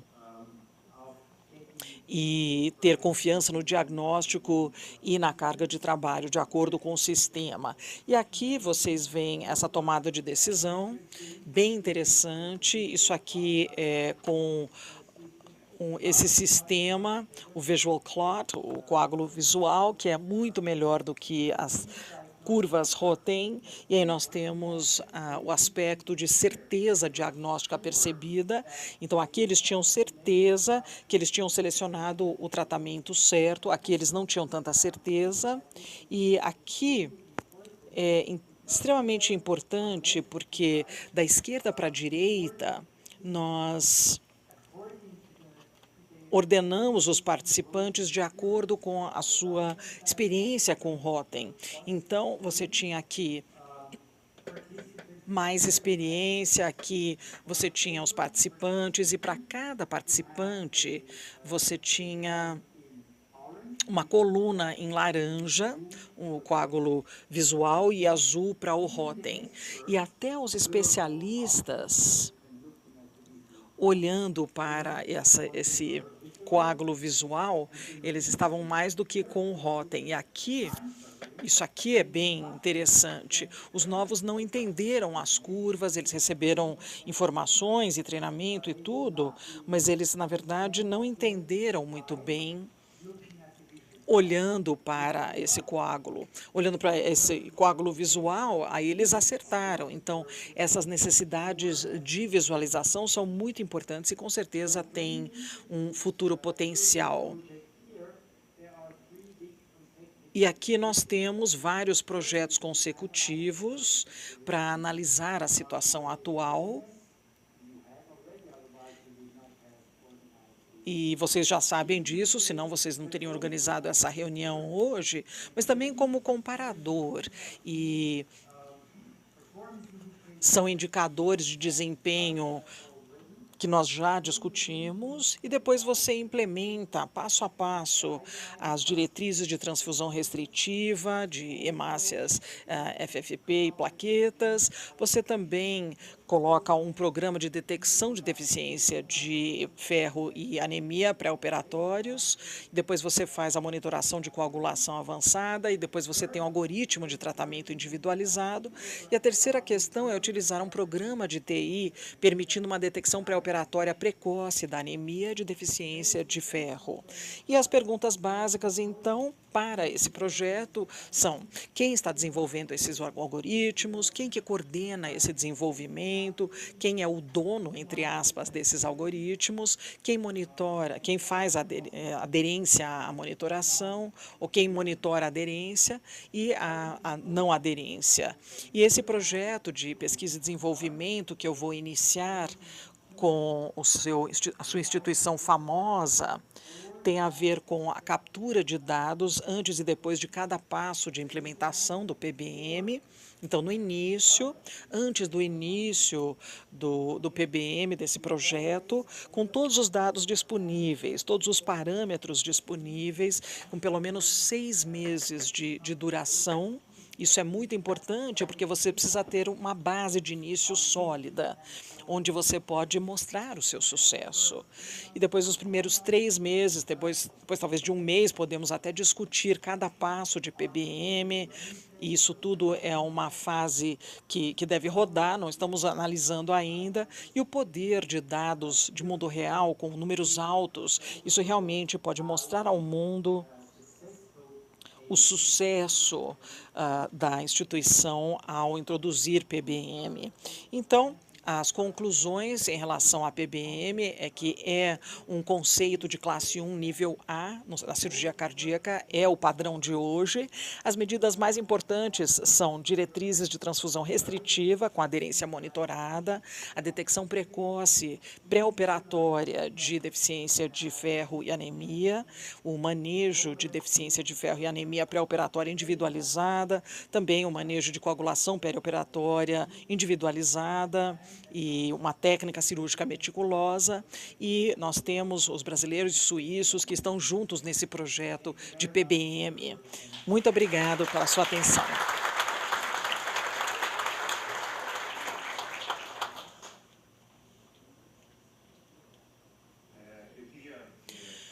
So I would like to call everybody here. Dr. Donat, please. Angel. And Dr. Axel and Dr. Sergio Vieira. We're going to have like 5 to 10 minutes just to discuss a few points, and we have the translators for them. So, Dr. Vieira, could you please give us your opinion about what you saw this morning and how you feel about this, please?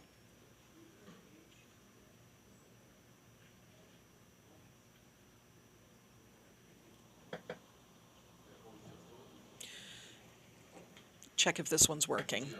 Good morning, everyone, once again. So, in fact, these presentations were spectacular. We had an idea of how this has been done, how they've been doing PDM around the world. So this is an example for us of how it should be implemented, how a program like this, an efficient program, can be implemented that will bring great benefits. So it became very clear that it is a multidisciplinary project, so it's no use just having half a dozen people in the hospital wanting to do this work. It's really a group work, and it's by the institution. We already have the institutional support, and now we're going to move forward so that we can have this support in all of the different conditions and segments in all of the medical class at the hospital so that we will be able to be successful. So excellent presentations. Thank you very much, everyone. It was really good. In the afternoon, we're going to try and present what we've been doing here and the ongoing work.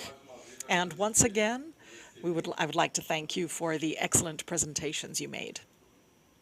Thank you. Thank you very much, Dr. Vieira, who has been a great partner for us to be able to move forward. I'd like to ask all three of you a question, all three of you who are part of this panel. You already have experience with this. So what is the point that you consider to be the most critical one with regard to the implementation of these programs, PBM programs? I noticed that one important aspect is the educational one. So people don't really tend to change, right? People in general, they have inertia. They prefer, oh, it's fine like this, let's just keep going, right? But the sense of change is difficult. It implies in a series of decisions, in a series of initiatives. So in your opinion, where is the key point for us to be able to be successful in the implementation of these programs? Podemos começar com o Dr. Axel, por favor. Tá funcionando? Tá. É realmente a pergunta certa a fazer. E voltando a essa pergunta sobre o que está segurando isso, você acabou de dizer, é uma mudança de cultura. Quando eu volto na história e no início dessa implementação, no período de implementação de PBM, até antes de falarmos sobre mudança de cultura, os meus colegas e eu sentamos pelo menos 14 meses com a administração do hospital, com o departamento de TI, e com vários departamentos, chefes de departamento, para primeiro desenhar um sistema de coleta de dados como referência, porque se você não pode medir, você não pode mudar. Foi difícil, foi uma tarefa difícil, porque não era só que dados de transfusão que nós queríamos, não, nós queríamos dados de resultados, comparar com mortalidade de 30 dias, mortalidade de 90 dias, mortalidade no hospital. Nós queríamos saber qual que era a taxa de anemia antes da cirurgia, nas várias subpopulações. Nós queríamos saber qual que seria a perda sanguínea por paciente, por procedimento. Nós precisávamos de uma estrutura de dados poderosa. E a questão é que a maior parte dos hospitais, eu acho que todos os hospitais no mundo, têm os dados, e são dados eletrônicos, mas estão em silos diferentes. Então, o desafio foi juntar os dados certos, pegar os dados certos de cada divisão, de cada silo, e ter um back-end, um lugar onde nós veríamos os resultados. E assim nós conseguimos ver o desempenho por cirurgião, por procedimento, por departamento, e no final estávamos numa posição que poderíamos comparar instituições, departamentos e também médicos individuais. E com isso, nós começamos o programa educacional. Nós fizemos um formulário de interesse para todos os chefes e depois nós começamos com um programa de educação contínua para a instituição. E já estávamos mostrando, né, os dados iniciais. Então, não é só quando falamos de testes viscoelásticos, você precisa repetir essa educação. E a mesma coisa, nós repetimos. E nós também tentamos nos atualizar com a literatura, nós já falamos sobre isso na intranet, qual que são as últimas, né, em relação à cirurgia cardíaca, ou qual que seriam as atualizações sobre testes ou exames viscoelásticos ou qualquer outra coisa. Então, foi muito ativo e interativo, e eu acho que foi uma das duas pré-condições. Então, manejo de dados e educação.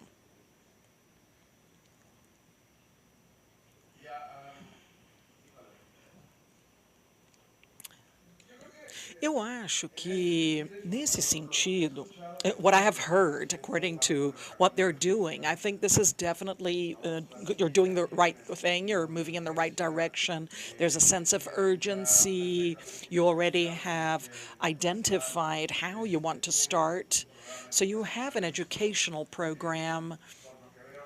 And according to the audience, you know, it's definitely interdisciplinary, so you're perfectly covered in these aspects. Another aspect that is very important is what Dr. Donald Spar does. You have a project that has been established of how they want to generate data to show something. So for me, all of these points are the most important. And definitely this is what's going to work for the implementation, and you're doing it perfectly. Sim. Se a diretoria tem essa ideia, eu só consigo pensar em um idioma. Então, se a diretoria realmente decidiu que quer dar uma quantia de dinheiro para a introdução do manejo dos pacientes, do PBM, eu concordo com o que o Axel disse, que a captura de dados, não apenas dados de transfusão, mas dados de resultados, isso é um ponto muito importante para se começar, e depois podemos começar de maneira abrangente. Em muitos hospitais esse não é o caso, por exemplo, como o nosso. Nós sempre precisávamos lutar para cada pedacinho, né, do orçamento, e nós começamos em nichos especiais, por exemplo, no câncer coloretal, nas cirurgias de câncer coloretal, onde 50% dos pacientes são anêmicos, 80% têm deficiência de ferro, e também nas cirurgias cardíacas, nós também começamos um outro nicho grande, mas nós começamos localmente, para mostrar que, em certas circunstâncias, esse esforço de PBM realmente paga.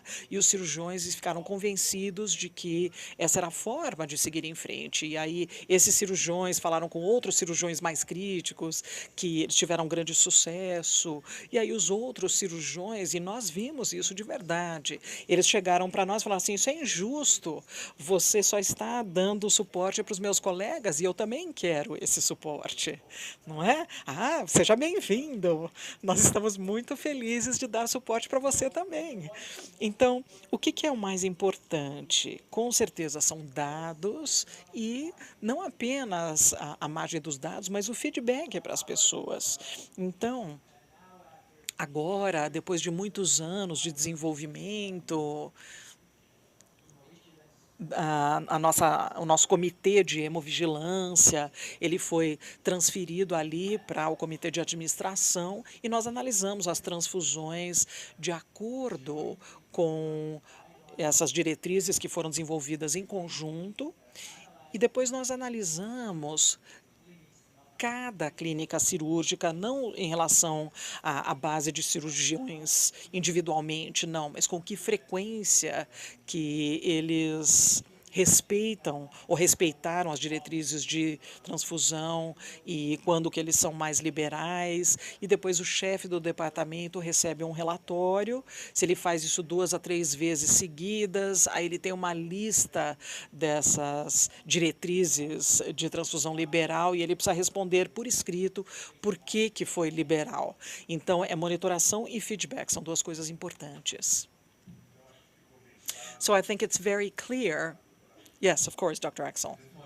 Eu só queria acrescentar um elemento que eu esqueci. Quando nós começamos na Austrália, nós convencemos os administradores, chefes, não apenas do Estado, mas dos hospitais também, que haveria uma redução significativa no número de transfusões.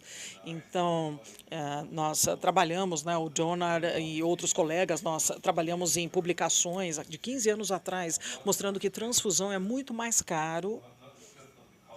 Não é o custo da unidade, mas é toda essa atividade que vem junto com a administração da unidade. Então, é 3,2 vezes, que ia para 4,8 vezes o custo do produto. Então, nós fomos para os administradores, falamos assim, olha, isso é o mínimo que vocês vão ter financeiramente falando. E isso nos deu a luz verde para seguir em frente. Então, eles falaram assim, vá lá, faça. E depois, mais tarde, nós conseguimos mostrar que os custos de tratamento também foram reduzidos imensamente. E isso reforçou. Então, a questão financeira estava ali no começo, mas nessa época nós não sabíamos como essa economia seria tão grande. I understand that there are a few points that were very clear. So first of all, you have to know the situation very well, the local situation. So we have to make a diagnosis, right? What are our conditions? So if you don't have data, you don't plan, and if you don't plan, you can't execute. So we need to have the data to be able to plan. The second aspect is educational, and this involves the whole process with the protocols, the algorithms, etc., to be able to create awareness of the importance and to have ways of acting. And finally, the monitoring, as Dr. Donut said, I think it's extremely important to be able to monitor what's happening. So we have to go to the coffee break. I have time for one question. If anybody wants to ask, this is the moment. Otherwise, we'll just go to the coffee break. Any comments, anyone? Okay, so once again, thank you very much to our speakers. They were excellent presentations, and I think it was a great start. It was a gala beginning to our first part of a symposium, and it showed how important it is and how this is moving around the world. Thank you, everyone.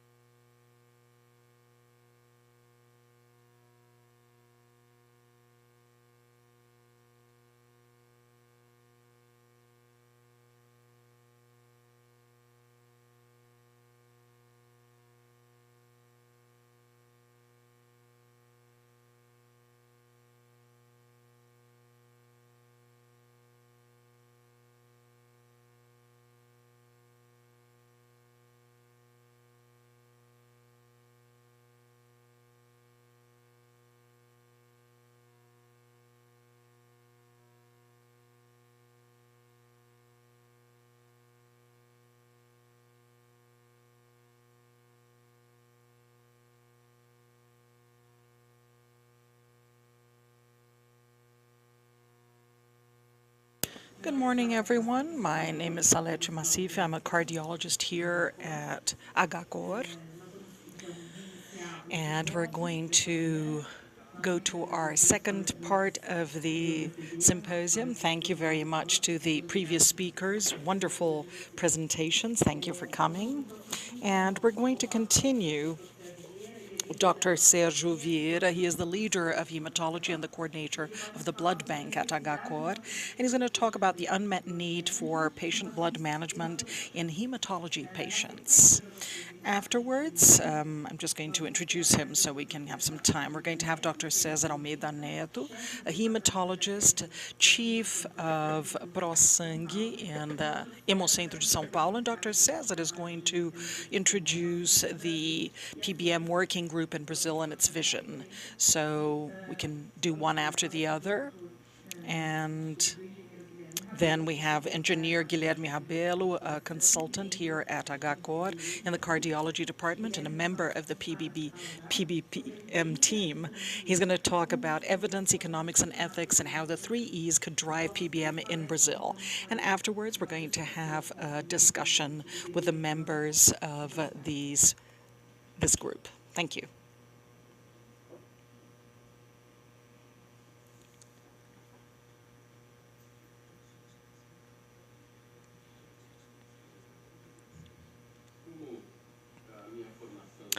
Since I studied as a hemotherapist and I'm responsible for the transfusion area in this hospital for many years, I'm going to talk about the importance of PBM in transfusion medicine. So to begin with, I think it's good for us to define and to answer a few questions about the frequent questions between the role of transfusion medicine and what is the role of PBM. Okay? So what are the great differences for us to be able to understand these concepts better? So transfusional medicine. Transfusion medicine has saved many lives until today, but it was considered to be medicine that evolved, and this moved over to a clinical discipline based on transfusional guidelines. And this should talk about evidence that is consistent with literature, and that should talk about the risks and benefits of the transfusion. And this should be centered on the patient and include considerations about factors like. So today, it's not only the lab. We also have to take into account, especially with regard to the clinical issues. So we're talking about the cardiological hospital where we have lots of cardiopaths, and these clinical conditions are extremely important. So we see the circulatory overload, not only here, but around the world, and the association to the age of the patient. It talks a lot about transfusion, and the presence or absence of bleeding. That's extremely important. So just like all areas of medicine, the transfusion practice has been providing great interest for the medical area, and it's an area for the carrying out of lots of randomized controlled trials. So these guidelines have to be evaluated periodically and reviewed so that new information can be published in medical literature. So we find all of this here in the society.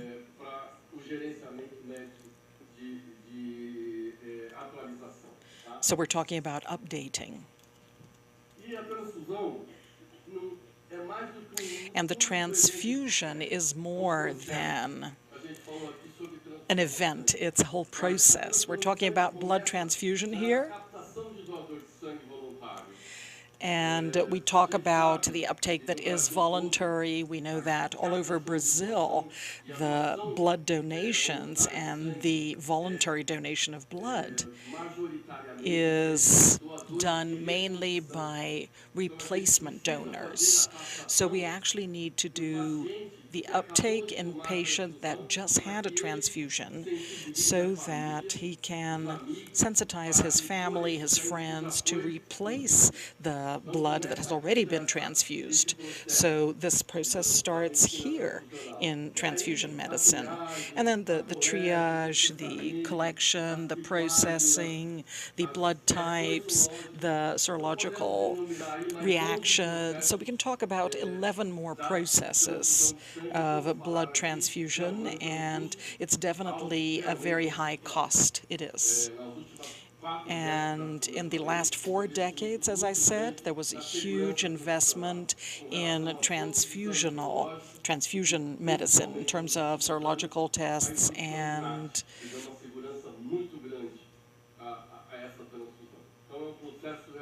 it's really a complex process. And what about PBM? Well, PBM, we've already talked a lot about this morning, and we're talking about blood management, and it has to do with the patient. It's a systemic approach, and it's based on evidence to improve the outcomes, managing and preserving their blood, while it promotes the safety and empowerment of the patient. So the patient now is involved in the decision. So, as I said before, they have to be conscious of the risks and benefits, and especially the alternatives as well. So now we're talking about the management of anemia and decisions centered on the patient, coagulation, the interdisciplinary modalities of blood preservation, and as transfusion medicine, we're going to talk a lot about the conservation of the blood during the surgery, and this improves the outcomes of the patients. It's not moving. I cannot go to the next slide. Okay, now it's working. So the objective of PBM is not to reduce or restrict the use of transfusion or any other therapy. So instead of transfusion being a decision, this is really not working very well. Can you go back one, please? Okay, thank you. So based on the concentration of hemoglobin, PBM can anticipate the use of blood transfusion, placing importance in the patient's own blood as a valuable resource after or before the transfusion being considered. And a complete understanding of the difference between PBM and the ideal use of blood will help to change the focus of the product to the patient and keep the efforts to implement the program. So this is going to be our effort. We know today that the safety of transfusions, it's easier, it has been proven by the algorithms that it's easier for us to die of a car accident compared to contracting an infecto-contagious disease like HIV, for example, or hepatitis. So safety has gone up quite a bit. And now we're going to focus on the patient's blood. That is our purpose.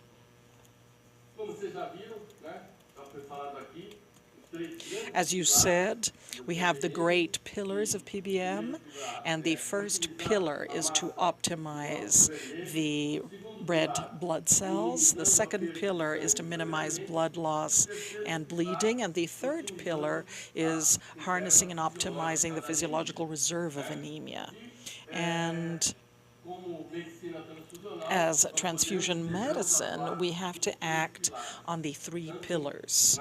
So increasing the cell mass, as well as in the optimization of anemia, and mainly over here, what we call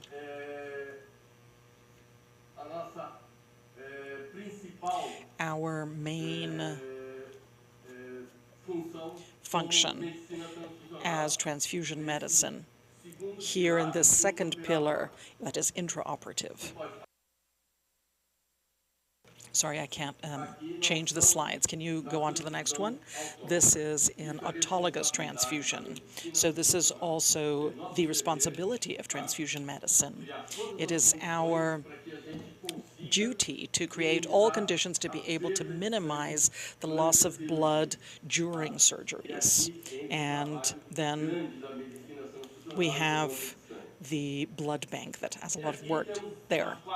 And we have the 4 techniques that we use in autotransfusion. So let's talk about the 2 that Professor Donut has already mentioned. So it's acute normovolemic hemodilution and in the recovery of intraoperatory blood, which is PBM. And as Dr. Donut showed, you have an update of the guidelines of PBM practice. So this article is extremely updated, and it involves several associations, thoracic surgeries and anesthesia, and the advancement of PBM. So they did this, and they talk a little bit about acute normovolemic hemodilution, saying that it is a reasonable method to reduce bleeding and transfusion during surgeries. And it is classified as Class 2A and Level A of evidence. And SECI is responsible for multiple negative effects on circulating blood and its components, and acute normovolemic hemodilution is a method to limit these effects on the blood volume of the patient. Although there are no standardized protocols for ANH, normally this involves removal of 1 to 3 units of the blood in the OR before heparinization. And currently, hemodilution is underused in cardiac surgery. And over here, we're talking about acute normovolemic hemodilution, and this is from 2015 from the Society of Thoracic Surgeons, and they analyzed 13,534 patients undergoing cardiac surgery, and in 26 hospitals. It was a prospective trial, and the result is that it was used in only 17% of the patients, and it was associated to the transfusion of red blood cells with a significant p-value, and they concluded that there was a significant association between hemodilution and reduced perioperative RBC transfusion in cardiac surgery. And it should be an important feature of a center's blood conservation strategy, reducing the intraoperative loss. So I went to look for our experience. Can you move to the next slide, please? I can't do it.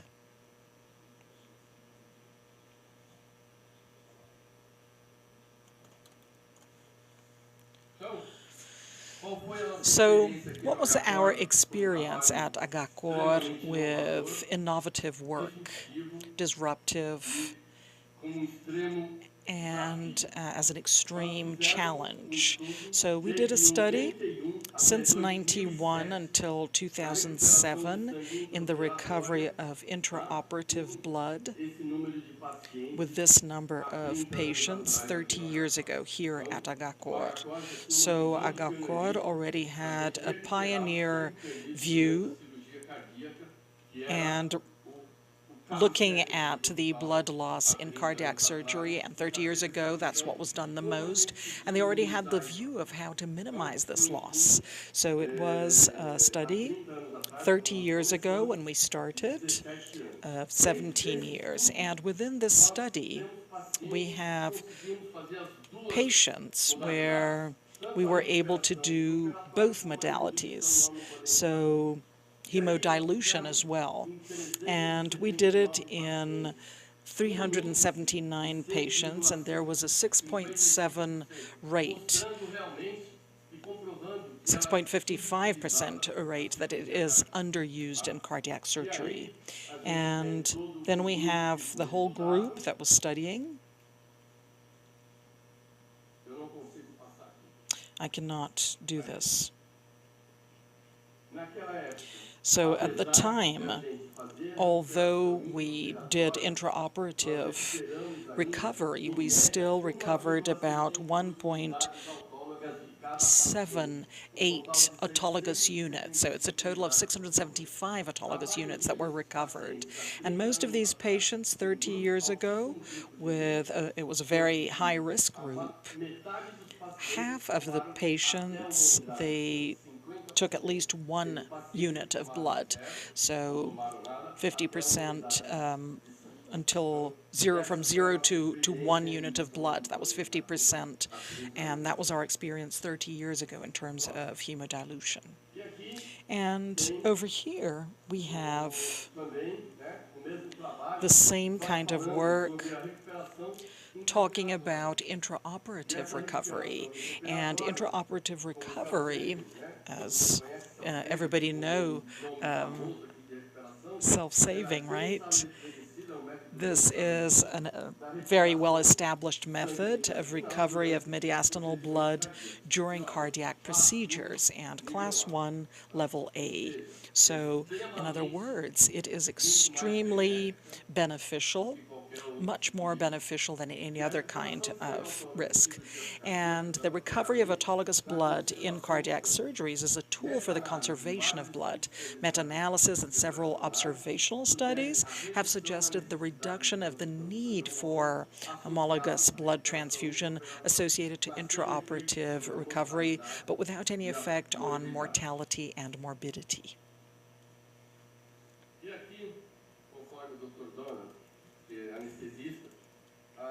According to Dr. Donut, who is an anesthesiologist, the Association of Anesthetists, the guidelines, they talked about what should be associated to other BPM measures. This should be used, and when you expect to reduce the probability of transfusion of red blood cells, and above 500 ml, if the blood is beyond that, this is the estimated loss, and it should not be used routinely without administrating tranexamic acid, and an increased risk for coagulopathies and other risk factors, anemic patients, and urgent surgeries, and also religious objections to receiving transfusion. So this is what we have from the Anesthesiology Society. And then the study, it's a meta-analysis of the efficacy of this intraoperative recovery. So they analyzed 31 randomized trials involving 2,282 patients, and they showed that there was an exposure rate and red blood cells, and also diminishing the number of hemi-derived, blood-derived products. There was no difference between hospital mortality in transitory ischemic attacks or in strokes, also in atrial fibrillation, in renal dysfunction, in infection, or patients who need frozen fresh plasma or platelet transfusion. And talking about a cell saver and control, we have evidence that comes from allogenic hemo-derived products and transfusion of RBCs for patients who need cardiac surgery. And this is the work from the project that we started in '91. So 30 years ago, exactly in '92, we published and presented this work done here at Agacor in a congress, in the Brazilian Congress of Cardiac Surgery. I remember that very well. Dr. Ajib and Dr. Zerbini were in the first row commenting on the work, and it is work that I believe was a divider, because we introduced to Brazil a recovery, a way of diminishing bleeding and This is intraoperatively, and we made this comparative study of 140 cases. E aqui os tipos de cirurgia. Vocês podem ver, tem pacientes na redução do miocárdio com terceira cirurgia. So we're talking about third myocardial surgery with, they are valvar surgeries as well, and patients that had done even 5 surgeries. You have aorta aneurysm and Bjork surgeries, and it's really disruptive work of innovation and pioneering, and this gained strength. We did several other articles coming from that one. We were the first to present work on congenital cardiopathy and all the other types. This is for heart transplants as well. This pioneering aspect qualifies for what we're going to face now. It's pioneering that we have to overcome, and I'm sure we're going to be able to do this because we have a structure ever since 30 years ago, because we did a project and it moved forward thanks to the cardiac surgeons and our daily fight that it was literature that was used to be only international. We had nothing in Brazil, and we actually made it every year. We presented in the Brazilian cardiac surgery congresses and in the congresses of the blood banks, hemotherapy and hematology.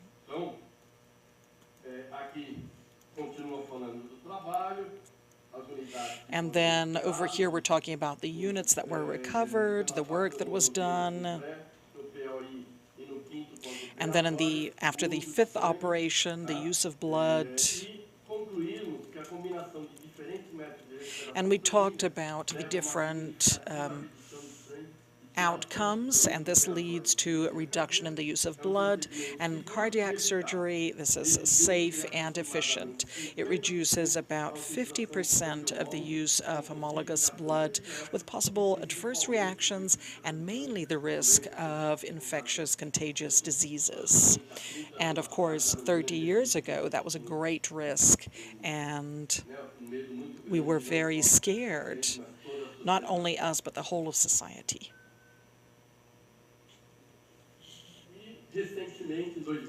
And recently in 2018, we were worried about the quality of this product. So we had many reports in Brazilian literature with recovery indexes and use indexes, but this is the first work that we did in Brazilian literature about the quality of the infused product, of our recovered and washed RBCs. So we were worried about the quality that we were providing to our patients.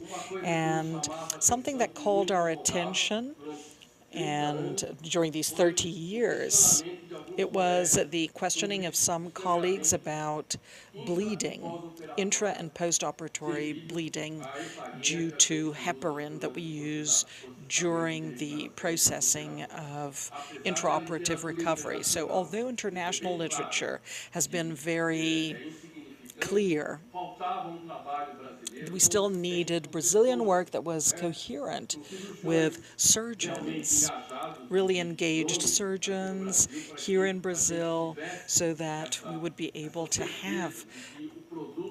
be sure actually that it was really good quality products. And then we have everything that we did, the characteristics of these patients, the hematocrites, how much we recovered from each patient, where they were hospitalized, where they got the transfusions, and pre and post concentrated, and the erythrocyte mass pre and post.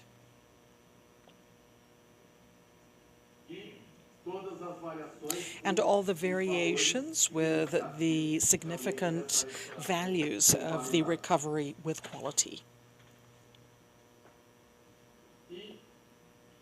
que realmente também And what fica claro becomes very em relação clear à heparina with residual regard to nesse concentrado residual de heparin alcohol. in this Então, concentration of washed RBCs, we concluded that the use of saving in cardiac products, it was safe and efficient in blood conservation with the transfusion of red blood cells and the reduced values of residual heparin in the processed blood. These results show that the concentration of residual heparin in the final product are clinically insignificant for the risk of intra and postoperatory bleeding, corroborating with the international work we saw. So definitely we had a concern, a huge concern in showing these a classe to the whole médica medical brasileira class in e Brazil, conseguimos and we were comprovar isso. able to E para prove finalizar, this.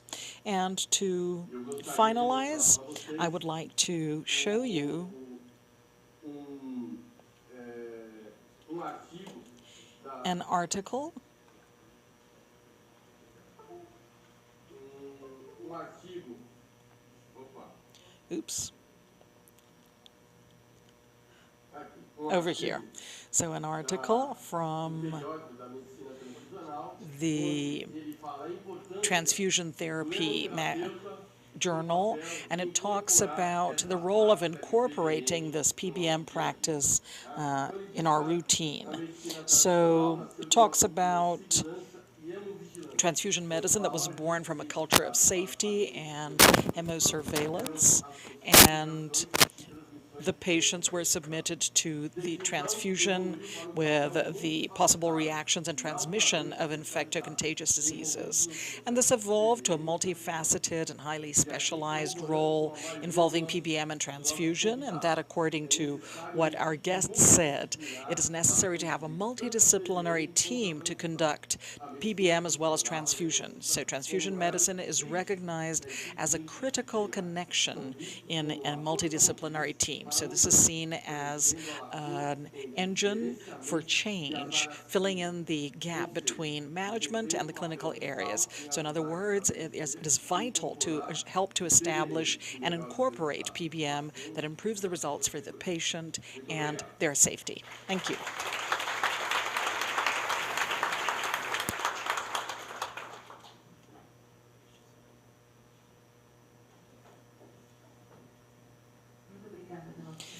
Thank you very much for the excellent presentation, Dr. Sergio. Now we're going to have Dr. Cesar, hematologist and head of Hemocentro de São Paulo, and he's going to talk about the Patient Blood Management Working Group in Brazil and its vision. Thank you.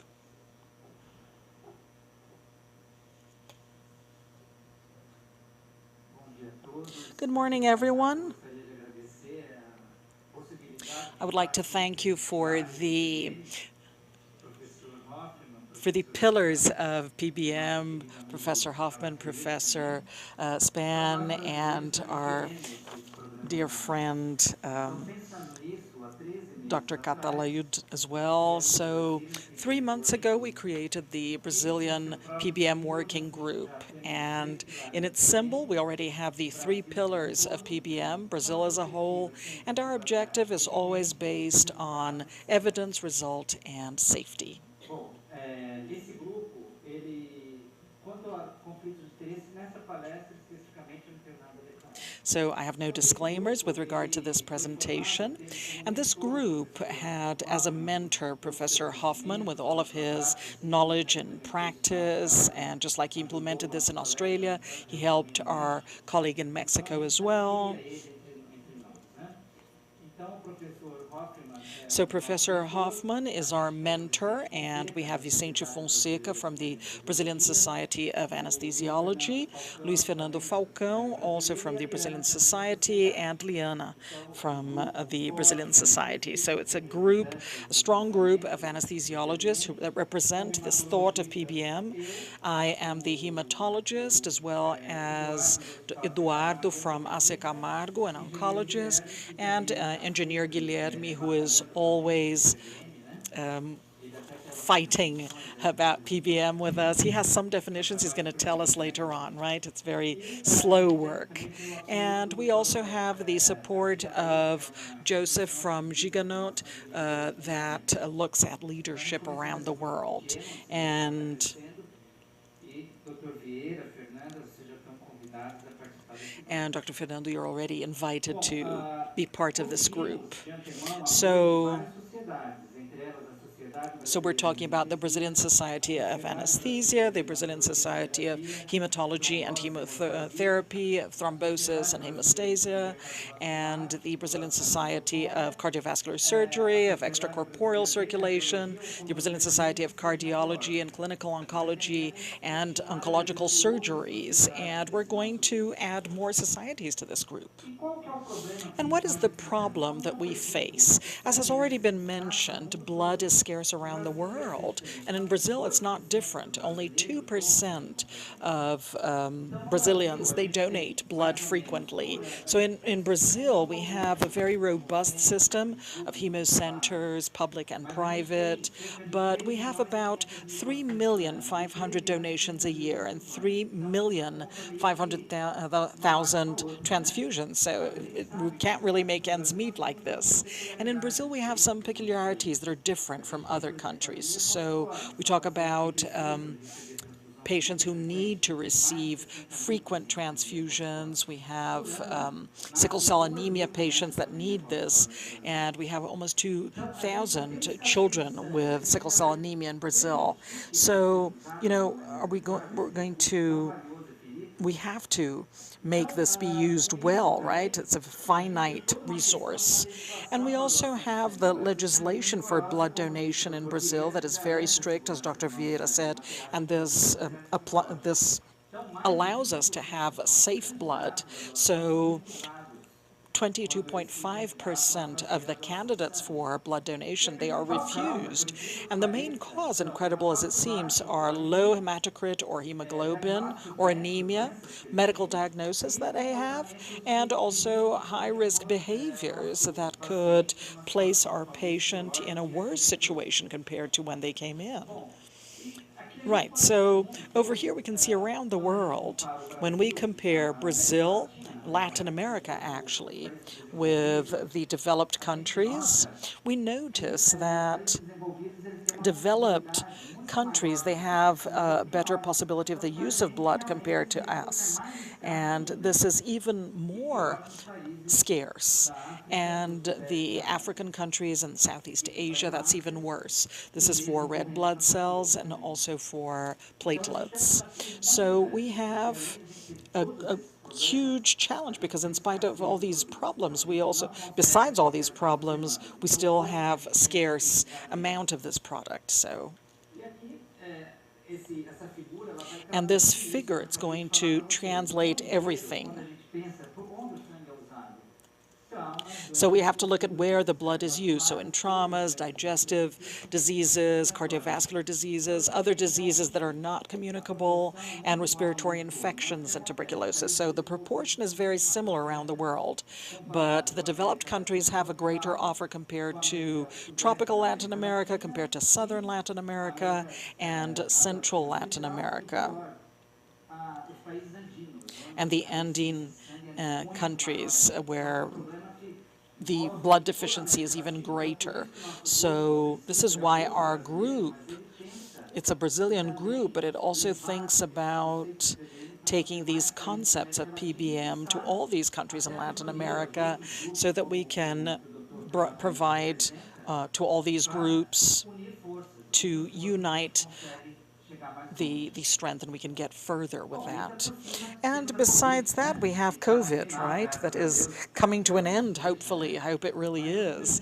But the number of donors went down all over the world, and it was not different in Brazil. The hemocenter where I work, the blood center where I work, a few months ago we had a peak of 70% of reduction of donations. And I'd like to discuss this with the colleagues. I don't know if this happens in the other countries as well. Although the pandemic has, in a way, reduced this. We did not see a recovery of the donors. The donors are not coming back to the blood banks. So this is really something I don't have an answer for yet. I don't know if this has happened in the other countries as well. Bom, então como os colegas So, mencionaram, as our colleagues have mentioned, one of the concerns is the change in medical culture. So you do a transfusion and treat hemoglobin, you change that to treating the patient. So you're going to look at anemia, you're going to optimize the hemoglobin of the patient, you're going to treat the coagulopathy, and you're going to use transfusion in the cases where it's really necessary. So with this, we try to not only, within this context, PBM is exactly right for us. So we're going to make manuals for transfusion as well as for blood management, and this is also available on the internet, and we have the help of VFURC, who sponsored us to do this, to do a printout. And we don't only want to have the manual, we want the doctors to read the manual, we want the doctors to know about it. So that's why, for example, in Hospital das Clínicas, we have an e-learning for all prescribers where you have to do this learning. We have the manuals and you have like a small test with 10 questions, and they have to get 70% right to be able to prescribe the transfusions. Although people think that this removes the freedom of the doctor, I don't think so. I think that this guarantees the safety of the patient, which is different. And also inside the educational project, we try to see new leaders in Brazil, in PBM. This is the work of a student that I wanted to bring you. The data will be presented now in the Brazilian Congress of Hematology, and she is developing the PBM protocol in the Northeast, which is a very poor region in Brazil, and it's a few kilometers from here. If you get to Austria, Axel, from the top to the bottom, or on the side, because Austria is kind of long, right? But Recife is more than 3,000 kilometers away from São Paulo. But with the internet, it's very easy. So Lorena Costa is developing this project, and this is from the University of Pernambuco, specialized in women's health. And they have 104 beds through the SUS, the National Healthcare System, and that's very important. We don't want PBM only for private hospitals. We want PBM for public hospitals as well. And many of us work in the private and the public hospitals, so it wouldn't be fair to offer something only for some patients, something good for some patients and not offer it to all of them. And we have 80 women that are going to correct myomas or leiomyomas. It's 350 deliveries per month, and we also have gynecological surgeries, 280 per month, and also medical residency. And what did we do in this project together with Lorena? We founded an anemia clinic where we try to look for women or women who are pregnant, who are going to do surgeries. And they go through this anemia clinic. They are referred to us. We do the optimization of hemoglobin. We measure the levels of B12, folic acid, iron, and we treat according to the needs. And in this case, we have some opportunities of parenteral or oral iron being given, and with the success of this project, the administration of the hospital is buying high concentration iron, even for the public sector. So it always starts like that, right? One is able to do it, and then I said, oh, where are we going to get it, right? We have to get it too. So out of 35 patients, they did not receive transfusions during the deliveries or during surgeries. And bleeding, postpartum bleeding, is 3 to 5% in this hospital, even lower than what Professor Hoffman mentioned. I think it was Professor Hoffman or Professor Spano. I don't remember who said it. I don't remember now. But we're also looking at this project, and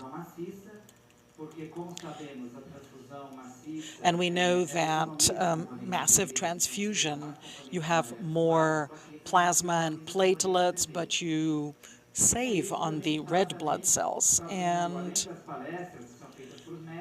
we're talking about messages through WhatsApp sent to the doctors, talking about the anemia clinic, and talking about the cause, because this is not going to solve it, and when to do the transfusion and when not to. So definitely this happens to the doctors.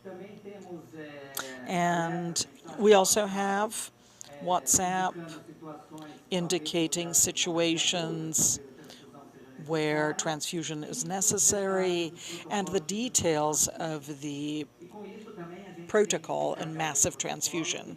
And we have saved the patients from fatalities, especially women who have postpartum bleeding.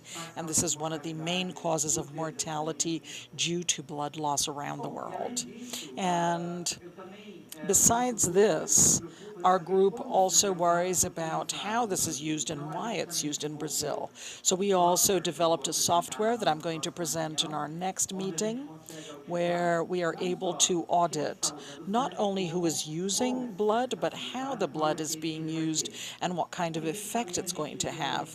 And I also talked about another student that is in Piauí, even further away from Pernambuco, and that showed how many they're doing, and I think it really was not a big discovery here with respect to the orthopedists, but unfortunately this is something that uses a lot of blood, but you can bring it down. And the older patients with other comorbidities, they received more transfusions.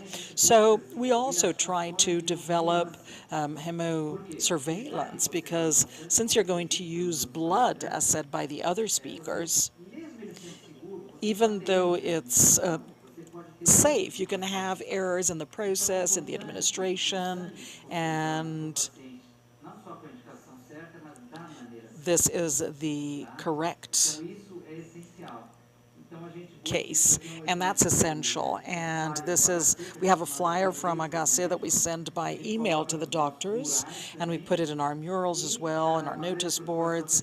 And concern that we have is the timeout of the surgery, and that's also part of it. So that's very interesting, they're very important, and I think this is something that has provided lots of outcomes. Thank God we haven't had incompatibility, and in Hospital das Clínicas, it's more than 40,000 patients that are seen, and we have transfusions, many transfusions as well. So to conclude, everybody has shown this slide, but our group of PBM is going to not only do continued education with the support of the pharmaceutical and the public and private institutions. We're going to disclose this to other entities, to other clinics, to other anesthesiologists and gynecologists. We also want the participation of patient associations. Maybe this is something we have to discuss later on, right, Guilherme? And all of the professionals who are interested in PBM, who want the best for their patients, they should join us. So just to conclude, this has already been seen as well. We have accelerators and inhibitors of PBM. So we're trying, at the moment, we're in an educational phase here in Brazil about PBM. So we have some projects, isolated projects, like the one that I showed, like what Dr. Vieira showed. But we also have the educational issue, and we believe it's very strong, and we really need to change this paradigm also for the medical students who are graduating, because currently in Brazil we have thousands of of students graduating from medical schools, and we're concerned about this. Okay, so this is the end of my presentation, and PBM is basically learning to do more with less, having the ethics for your patient as well as your blood donor.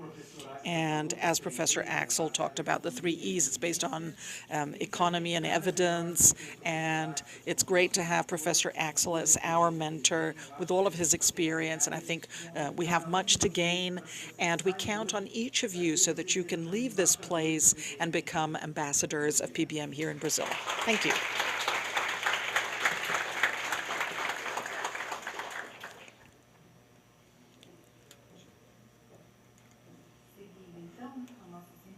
So continuing with our symposium, we're going to call engineer Guilherme Rabelo that works with PBM here in Brazil, and he's going to talk about the 3 E's and how this can help Brazil.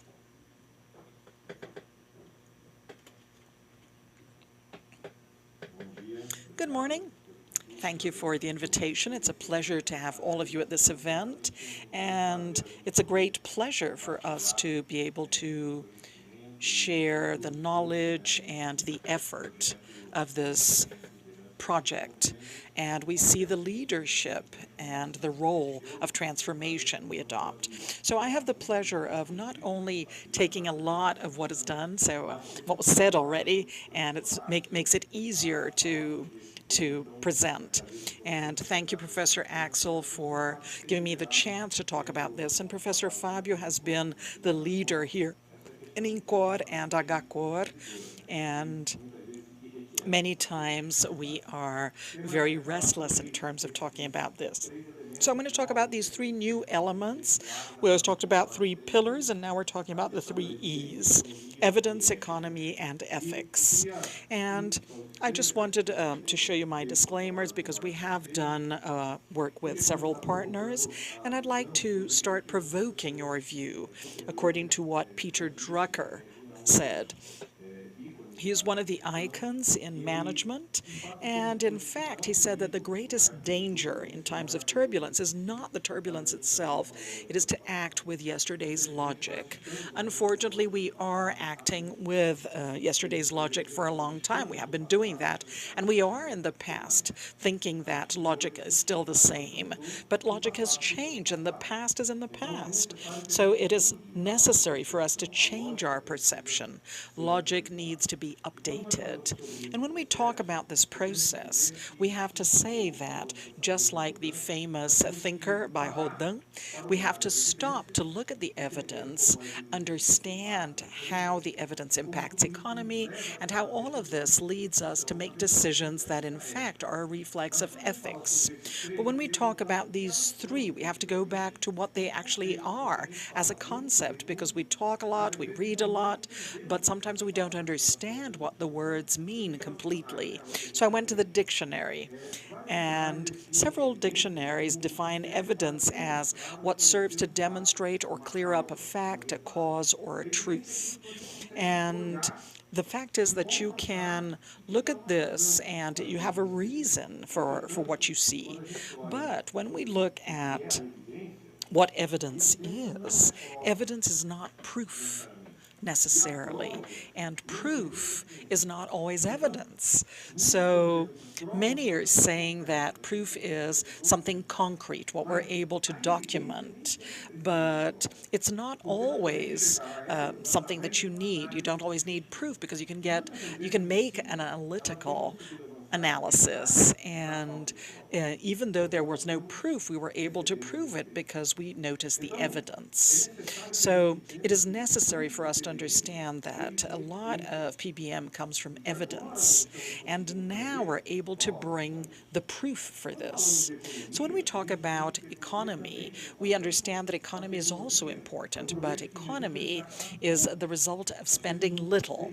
We have a concept and an ability of administrating what we have well, and in healthcare we see a lot of this here in HCOR as well as in several other hospitals, and even more in the public hospitals. We have limited resources. And even when these resources are not as limited as in the public sector, in the private sector, what we want are good outcomes of the use of that. So we need to understand that this is a need, and the economy that is studied, and that's what Dr. Axel says, and he comes from this area in economy.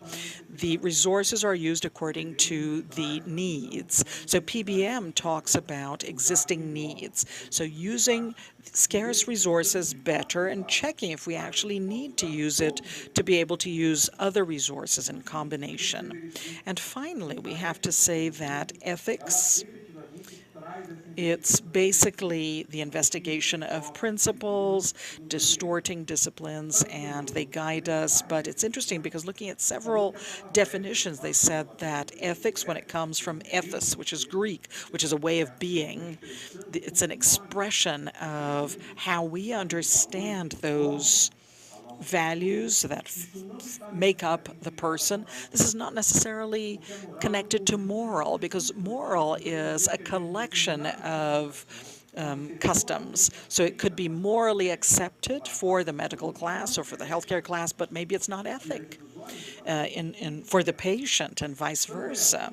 And when we take these three concepts, evidence, economy, and ethics, this is the interesting thing that comes from a Brazilian thinker, maybe Professor Axel and Professor Donut and Carcalayun. This is a Brazilian thinker, Mário Sérgio Cortella, and he says ethics is a team of values and principles, a set of values and principles that we use to decide on three great questions. Do I want it? Should I do it, or can I do it? So there are things that we must, but we don't have. And things that we have to, but we can't.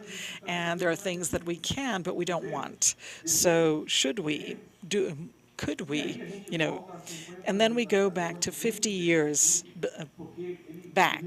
I like this trial because it brings back when man was going to the moon. And when we talked about patient-centered medicine, this was already discussed in '69, and it said that we should never lose sight of the patient as a whole. He has to be seen as a whole. And today we see pieces of patients. They are segmented, they are resected. Nobody puts the parts back together. So PBM salvages the integrative view of the patient. So you need to use this to see this as a singular, a unique being. And when we use this view, we can say that our reality is this one here that has already been discussed. We have a large group of patients who need to be seen with this profile of anemia, as well as a loss of blood and coagulopathy. And we also need to understand this concept, that people need to understand that we usually prefer to deny evidence and facts because it's easier to do more of the same, right? But now we notice that we're trying to get beyond that. And Dr. Elvira from Spain talked about interventions. I thought it was very interesting when she said that it's obvious that clinical inadequate interventions incorporate high-value practices. We have to change that. We don't want to continue to do expensive things that provide low values. No, we want to do better. But we have to understand why certain things, in spite of the evidence and the economy, why these things are not done. And then we have to deal with the concept that many times, not always more is better.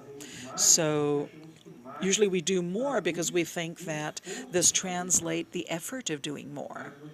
But we have to understand that sometimes we have to do less, and less is excellence. And when we see this, we saw this in the previous classes about the scenario and the anemia of transfusion. So we have a scenario of patients, they are anemic, They come to the surgery anemic, and then we also have a large quantity of transfusions where the patient bleeds more, so perioperatively, and we have a terrible triad of morbimortality when you get anemic patients that bleed during the surgery and that have transfusions. So this is an equation that we have to review, and that's why it is part of the nature of medicine to constantly review our paradigms and our models, and the impact changes our mindset, the way that it was done here. And this is the definition, and I just wanted to add on to what Dr. Axel said. We have the 3 E's inside the definition, although we don't have 3 E's written down. For example, in PBM, it starts with P because it's the patient. It's not blood anymore, right? And it's patient blood. So we have to be patient-centered, and we have to see that 3 E's are in the evidence. The best result is economy, and empowerment is ethics, the empowerment of the patient and the doctor that can actually make a new decision within this. So these are the 3 E's in the definition. And when we do this, we understand that the 3 pillars, they bring us a view of the patient, the way that it is seen in the journey, so not as pieces or parts, and everybody throws them according to, the little houses, from one house to the other, and then you go to another house in the board game, but who actually looks at the patient? It should be the institution in the treatment pillars. So we see that this was a great view of the World Health Organization, bringing this multidisciplinary and multi-professional view. These last 2 are very important because discipline is part of the knowledge and the professional is the executor of knowledge. So we have to have an association between both. And we see over here something interesting, the 3 E's as well: ethics, economy, and evidence of the experts. So they have to work together with all the others. And we need to really do teamwork. And the work that Professor Hoffman has already showed us, and I'm not going into the medical details, just the logistics, we see the challenges because, in fact, the sense of urgency many times is taking care. And all of the effort is worth it because we have to take care of them, but sometimes we forget the economic side. And the second thing is we have to do something that is replicable, because I can do it in one excellence center and then there's no actual impact. I have to do it just like Professor Cesar said in SUS, in the National Healthcare Program. The private sector does replicate, so this professional is going to another place to replicate. So we have to look at the scale. And finally, when we have the 3 E's, we have to look at the roles and responsibilities and the standard of care. I think this is a process of empowerment of the professionals, trying to understand the relevance of the work.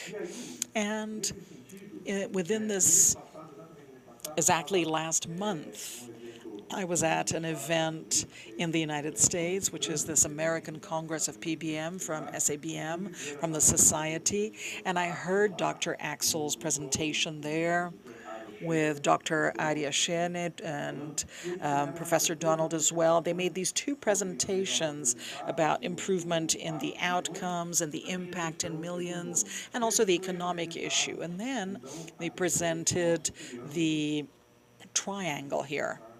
It's really not working here. Yeah, so this triangle, I translated it just to make it easier to read in Portuguese. And then we have evidence that brings us an alert. So the evidence is what is ahead of us. Our mind has to react according to the provocation of logic. So we have enough evidence. So we're not discussing this anymore. We saw this showing that it works, and if it's hemodilution, if it's medication, if it's correction of anemia with iron, this is not what is being discussed anymore. It used to be discussed in the last century. So evidence has shown us that we have to act. And economy brings us the magnitude of the impact, the size of the impact. So the knowledge should allow us to do this in a rational, logical manner. So how can we reduce the costs? What is the economy? What is the return on investment in education, infrastructure, people? And for us to be able to say that from this moment on, as Professor Axel said, we have ethics, and that involves the issue of what is not morally accepted anymore. It's what you are going to make as a decision and saying that I'm doing what is better. So I am hiring what is more adequate for the patient. So in this point, we are obliged to do it, not due to imposition, but it's a sense of responsibility. So everything that is imposed has a reaction, but everything that is done by convincing, and people have the ability to understand that they belong to that decision, then they usually adhere more. And I wanted to bring this provocation from our colleague Sherry Ozawa. She made a very interesting definition, and this diagram is going to be part of the PBM presentations. There is a difference between patient blood management and what is optimal blood use. They basically talk about the same thing. However, the rational use of blood, optimal blood use, focuses on the transfusion. So we saw Dr. Serge's presentation and trying to improve the indications, and we have to do this in a safe way. The indication has to be within protocols where clearly the risk is smaller than the benefit. So you have to promote this practice, with informed consent and clear that that is being done, weighing the decision. And you have to try and use it in a rational way because it is limited resources we're talking about. So what is the objective of optimal blood use? You have to minimize the dose-dependent effects. So I'm going to use as little as possible in a significant manner to be able to use this limited resource in the best way possible. Now, PBM focuses on the patient and the journey where blood is one of the elements because it has to do with his blood. So we're talking about the promotion of the blood of that patient, right? So we're revolutionizing this thought. So you reduce the bleeding, the coagulation. It's not informed consent we're talking about. You have an informed choice, a choice of the patient together with the team.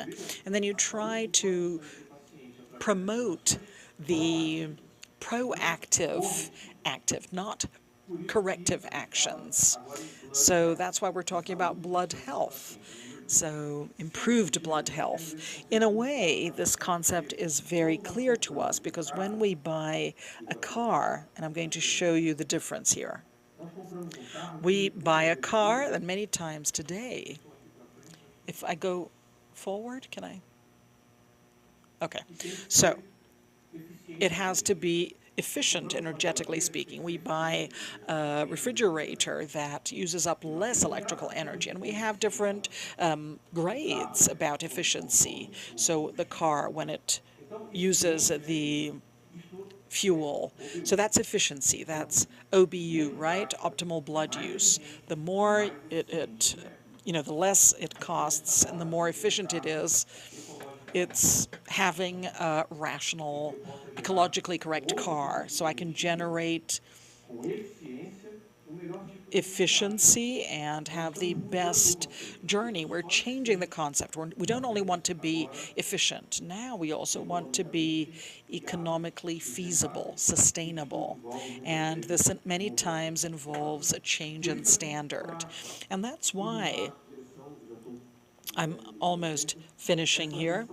The work of our friends from Portugal bring this view. They bring this view. And why do we have to increase awareness? And this is what we're doing with this symposium today. Doing PBM is not easy because PBM basically involves our awareness of what we do today and what we want to do tomorrow, and about all the resources, and also about the patient and the choices, and training and educating. And training and educated is something that demands investment. I always like to repeat something I heard in a presentation when they talked about, if you think it's expensive to educate, you don't know the cost of ignorance. So it's important to educate people and invest in them. And in Agacor, since we have this in INCOR and others, it's important to train and educate.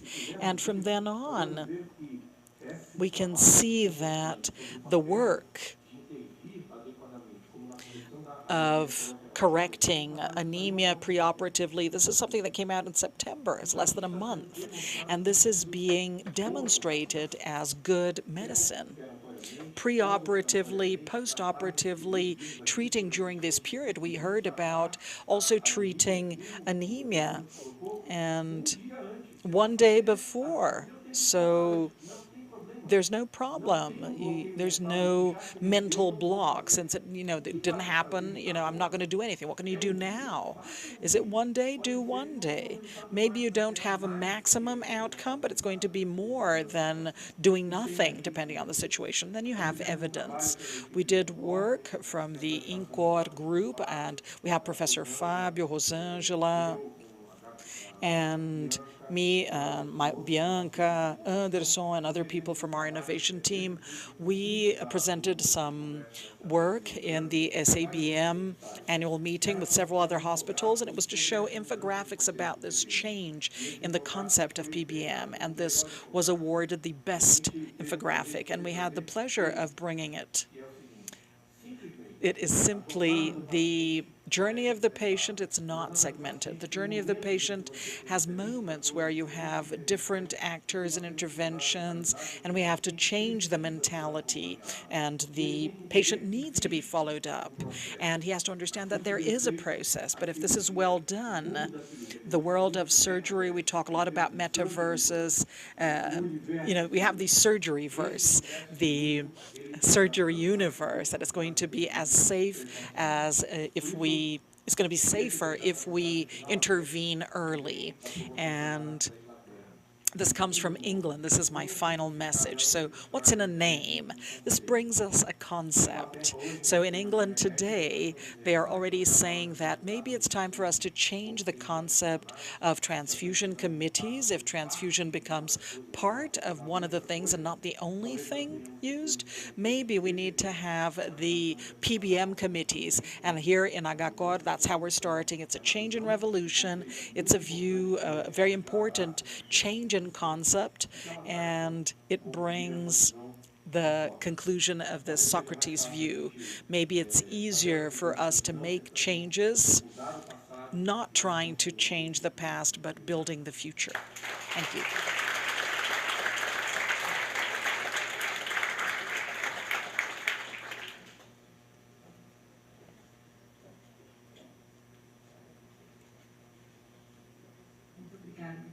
Thank you very much, Guilherme. That was an excellent presentation. So now, to conclude our symposium, we're going to call on stage the PBM team from Agacor, Fernanda Vieira, who is the hematologist for transfusions in Agacor, Rosângela Monteiro, who is from the cardiological area of our hospital, and also a member of our nucleus, and Daniel Apolinário, the medical practice director of Agacor.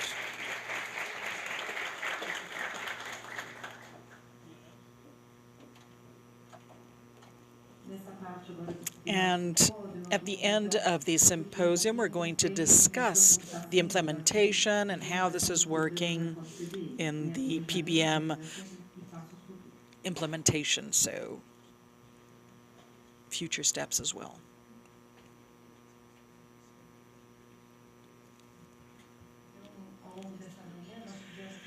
So this morning we had excellent presentations, our international speakers, national speakers, showing us how important this view of PBM is.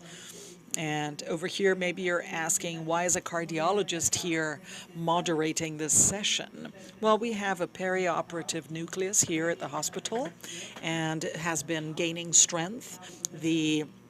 Dr. Gabriel is here. He has been strengthening this nucleus, and the idea is for us to have a view of the journey of the patient. So the patient needs to have all the teams that help the patient. They have to look at the journey as a whole. That's the big secret, and always working together in an interdisciplinary manner. And this is the view. Okay, so we're going to start the discussion, and I'm going to start with Fernanda.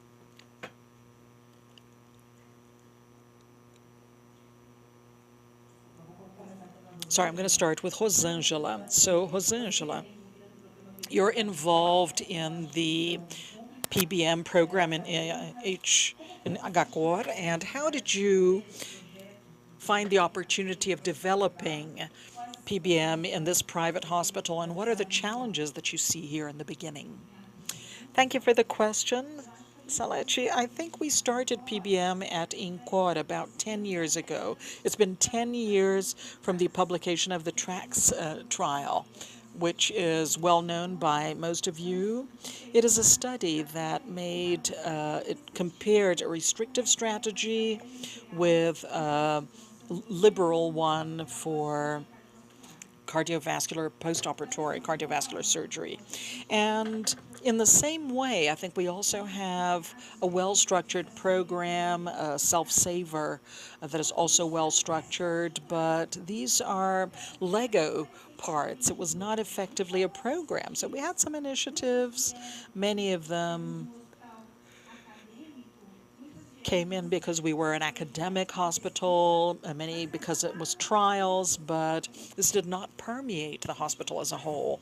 And more recently now, 3 years, we've been working in terms of innovation. So we have an innovation nucleus at INCOR, and we understood that PBM, if the Lego pieces are not put together, if we're not able to look at all the parts of this gearbox, it's not a PBM. As Dr. Anju said, it's no use having an anesthesiologist and a surgeon making a great intraoperative effort, and then they are not able to post-operatively continue it, right?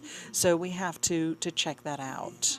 And specifically with regard to what you're saying, your questions, so although we're very interested, since we are a public hospital, we have some limitations.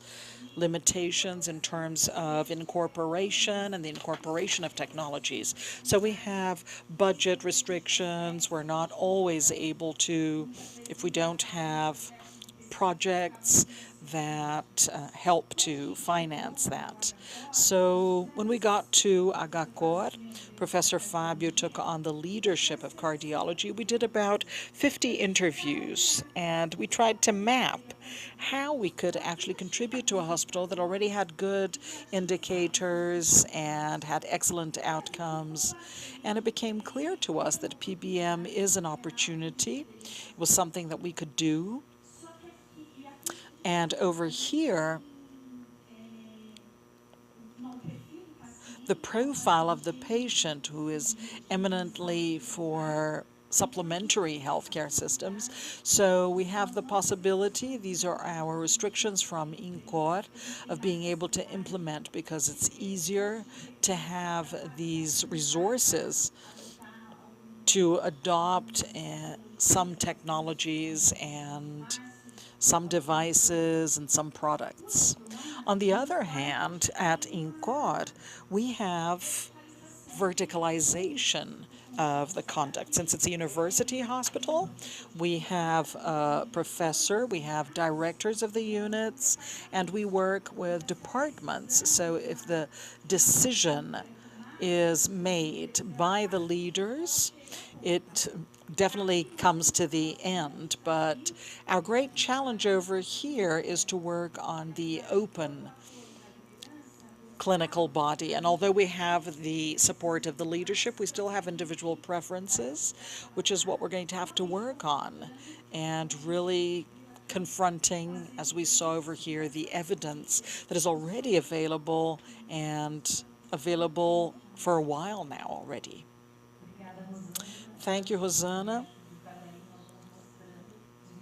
So slowly we can show the improvements and evidence become clearer. So now with Fernanda, so for a hematologist that works in the blood bank, how was your reaction for the PBM project here at Agacor? Thank you for the invitation, and we've been on this project for a while. It could seem controversial, right? A doctor from the blood bank trying to reduce the transfusion, so where do I come in here? So PBM is here to stay, and we do transfusional medicine here, and this is basically what we always do here. And then we have a demand and we want to do the transfusion. No, we want to follow this transfusion therapy, this interaction with all the areas. And in the end, this is going to be beneficial for the patient. Of course, there are other things that are associated, like the cost, but we want to make it better for the patient. So I'm very happy, and it's actually great to be part of this project. So I don't see how transfusion medicine is not inside this project. I think we can collaborate quite a bit with the implementation, and I think that's why we're here, to do our best for the invitation. Thank you, Fernanda. So this global view is important.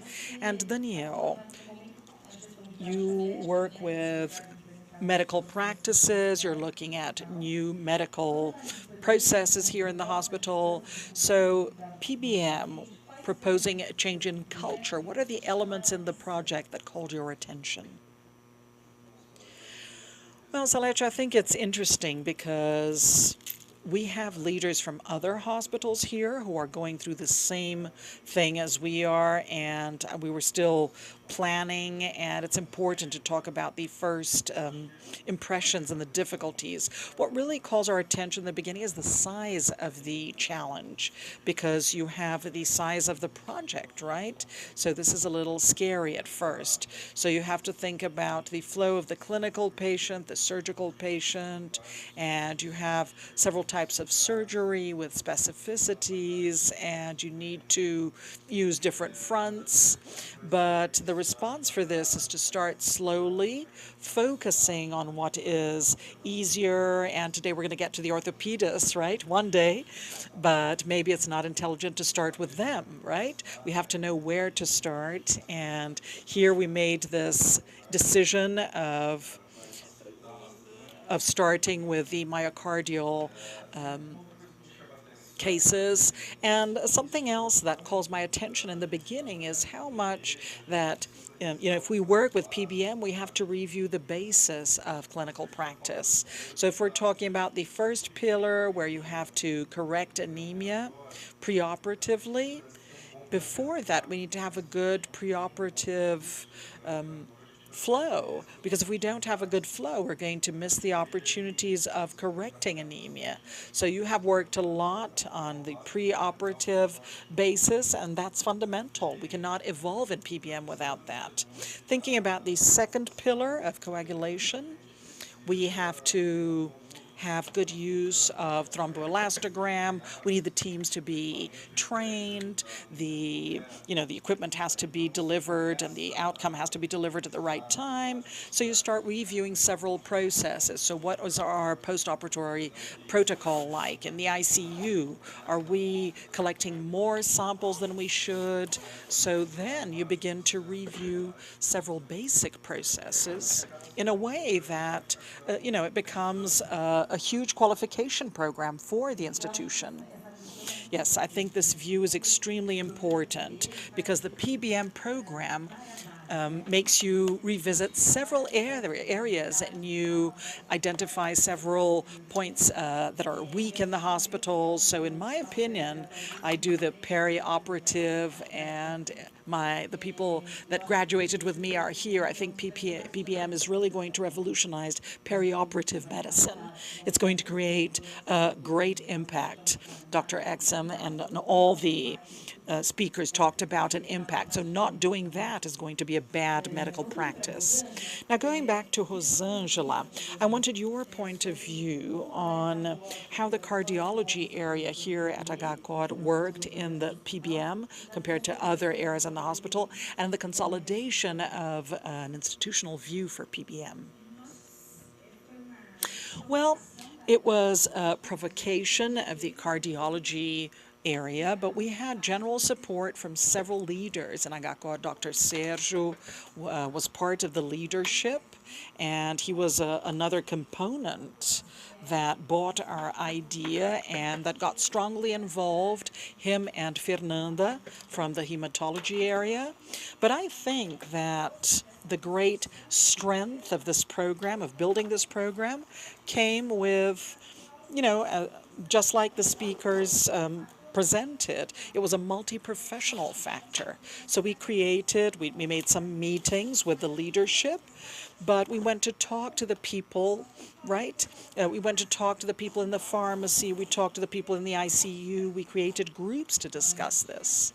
And we had perfusionists, we had surgeons, because more than translating the guidelines, we also used, our guide was the guideline from the STS, and we have to make a cultural adaptation. So I remember that one of the meetings that we had with the surgical team, we talked about mini extracorporeal circulation. And the perfusionist said, no, we don't do this in the hospital. We don't do it? Okay, so then we checked in INCOR. Oh, no, we've abandoned that as well because we don't have suppliers in Brazil of this circuit, right, for extracorporeal circulation. So these are details we need to work on, and we have to understand. So it's not a recipe for a cake. We implement PBM here and that's it. No, I think this is a construction process. This meeting is part of this construction process. And as many of you have already said, our international speakers, more than ever, it's a process of change, as you all said. So we intend to be the little seed that is going to contaminate the whole hospital, starting with cardiology, but we know that very soon, our data with our results, we're going to have several other teams in the hospital wanting to adhere to PBM. And I think that it's a huge reach, because she's from the Federal University of São Paulo, and she also has this beginning, right, bringing together a team. So we inspire people in several universities and several services. So I think this seed is going to be implemented in several places. Fernanda, one of the aspects that we had was the writing of the document here at HCOR with the inclusion of protocols. And can you detail this process? I think Ho already talked a little bit about this, but we decided to make the program and the protocol. So Salerti and I did a course, and we have the certification of the society to have a scientific basis. And we have the weekly groups, pre and post-operatory groups, because we don't have knowledge, and as Rosângela said, we don't know about the difficulties in each sector and the limitations that we have inside the hospital. So they created these groups. We had important participation of the doctors and cardiac surgeons and multidisciplinary groups, the people from nursing that adhered and showed. The pharmacy was also very important for us to know what kind of medication we have, which ones we don't, to, go according to our protocol. And then we built the protocol with everybody's help. And now we're moving on to the hospital format. We're doing a review. It's with Daniel now, and now he's helping us to go through this next phase that is going to be really challenging, which is the implementation of our protocol. But we had weekly meetings, and it was Salete and I, Rosangela and Guilherme, and always with the help of different areas. So the people from ICU, intraoperative, people from nursing. It's very slow work done by many people. Daniel, finally, we are here. We have several challenges ahead of us. And what are the steps that you see in the short and medium term that you think we will achieve? Well, since we've had a good planning phase, a good construction, and most of the work, our work becomes much easier in terms of implementation with good planning and also having convinced the leadership that this is important. That's extremely important for us to start. And we decided to start this as a process because this is how we already work and this is how we have worked in other fronts. So the initial phase, we have to start small scale for us to learn, and we're going to start with a productive line, and this is in the myocardium, but we learn and we scale up and we expand to other sectors. And something that was emphasized quite a bit, and I think we are moving in the right direction. So before we actually start the actions, we structure the data. And we have done this. We have a database that is in REDCap and GESA. The nurse is already collecting the data. And more than collecting data, we're talking about the journey of the patient. So we have to understand who makes decisions in the processes, who decides on transfusions in cardiac surgery, who decides on tranexamic acid. We have to understand who decides, we have to understand where we're going to act. So to make the diagnosis with the data and diving into the patient's journey, and then plan the educational aspects. You also already have good protocols that give us these tools for us to be able to implement education, which is very challenging because we're not going to have a single module that is going to work for everyone. We're going to have to understand how we're going to do this with the anesthesiologist, with the surgeons, with each piece of the puzzle, right? It's going to have to be continued education for everyone. And the issue of feedback as well that has already been mentioned, because we already have it planned. I think it's very important to have this experience with other protocols, and it works well. The doctor wants to know how he is with regard to others, with regard to what is expected, and I think this is a very productive line. And where we want to get to, right, which is your last question here. I think it's a change in culture. So we've already had this experience with other protocols, and you start, and everything seems to be very difficult, and you start moving at a slow rate, but at a certain point, there is we come to a turning point and you change the culture and then it becomes easier, right? So instead of pushing the project uphill, you start pushing it downhill, it gains velocity and it's easier to work with. So we know that you have to work hard the first few months until you're able to get this change in culture, and then this becomes easier, right?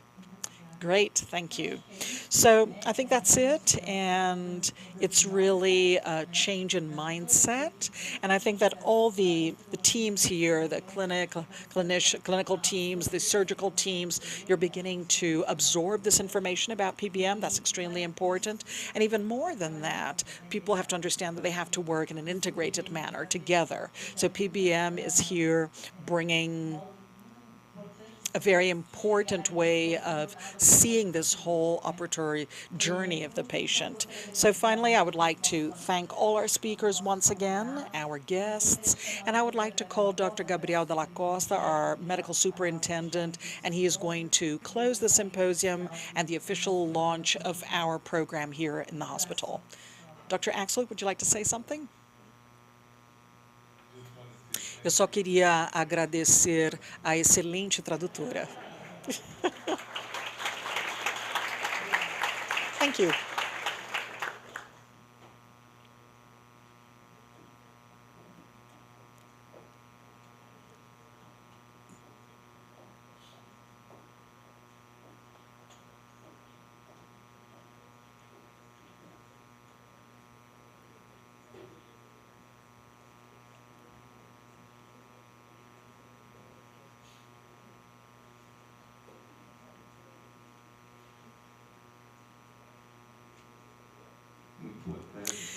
Good afternoon, everyone.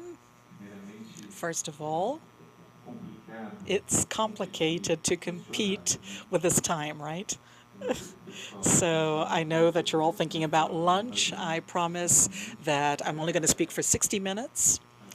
But I would like to say that, first of all, I'd like to thank you all. It's a privilege to be able to be here closing such a beautiful event, an event where we had very high-level presentations with international authorities on the subject. So for us, it's a great honor. We were here, we learned, and this day marked the launch of such an incredible program for our institution, and we hope to disseminate this around the world in a good way. And we're very proud, and I really feel very proud of having a team with this capacity that is being headed by Professor Fábio Jatene, who is delivering a great result.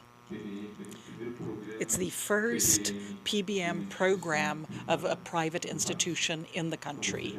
So I would like to thank individually Professor Alex Hoffman. Thank you very much. I'd like to thank, although they're not here, Dr. Yuyun Marangunish, Professor Fausto Pinto, Professor Donut Span, Professor Augusto Pérez, Professor Angel Calatayud, and our team, Professor Fábio Jatene, Professor Sérgio Vieira, the coordinators of this team, Dr. Salete Nassif, Dr. Fernanda Vieira, Dr. Rosângela Monteiro, Dr. Daniel Bernardo, Guilherme Rabelo, and Geise Rosana. And let's give them a round, please.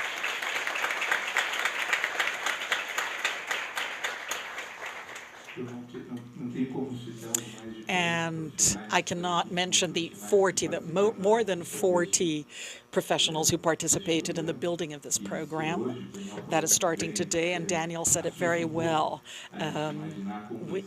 It is really very complex, and we cannot imagine how complex the system is. But there's a beautiful saying that the journey of 10,000 steps starts with the first one. And that's for everything that we do in life. We have to start. And later on, we'll give the 10,000 steps. And when I look at this team, I remember something that marked a very important thing. It's a phrase from an American president, an ex-president, Ronald Reagan. And he said that the secret for things to work out is for you to get good people around you, give these people autonomy, and go ahead. Come out ahead of everyone. So I think we have a very qualified team, and we have to be careful so we don't get in their way, to give them space. They are extremely qualified. I received a message yesterday, and a message that was complementary in terms of the service that HCOR provided to a patient that is still hospitalized here. And it was a very important person in branding. And this person is doing benchmarking for a large institution here in São Paulo, great hospital. I'm not going to say it's a competitor. I think we are, similar institutions. We're also an excellence hospital. And they were very complimentary about HCOR. We're building this valuable brand, and really thanked us for the service that was provided. And he's young and in a very serious condition.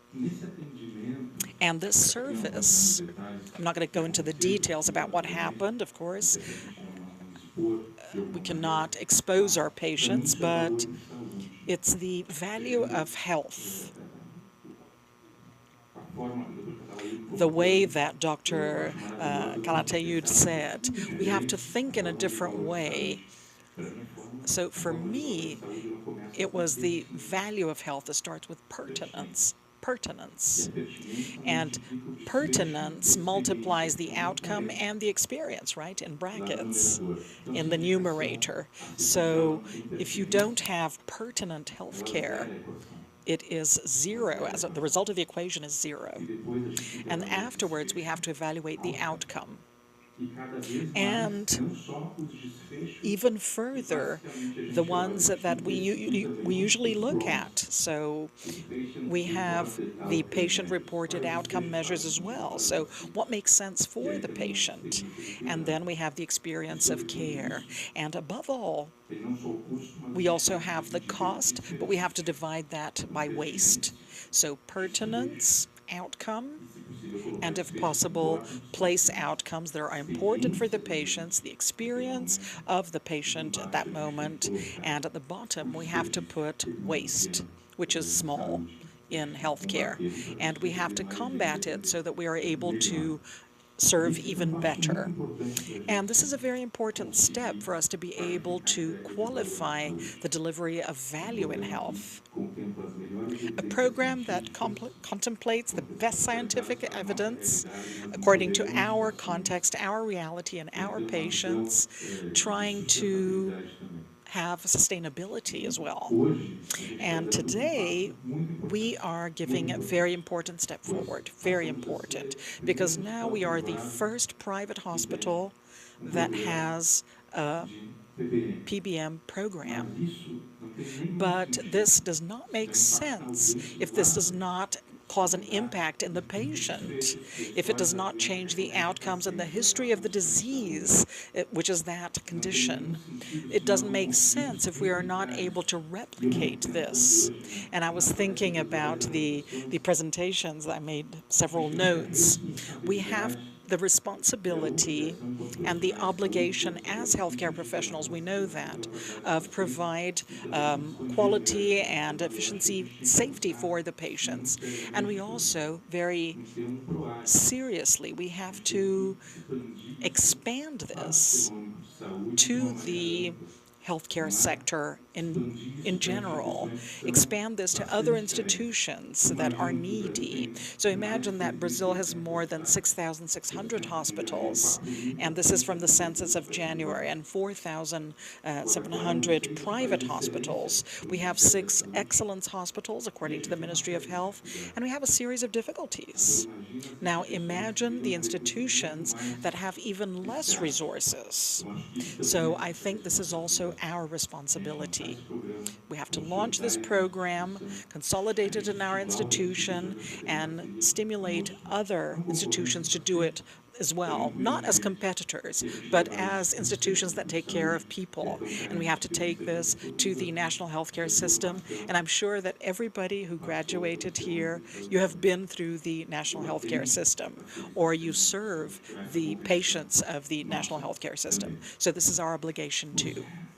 And finally, I think over here we are building a series of bridges.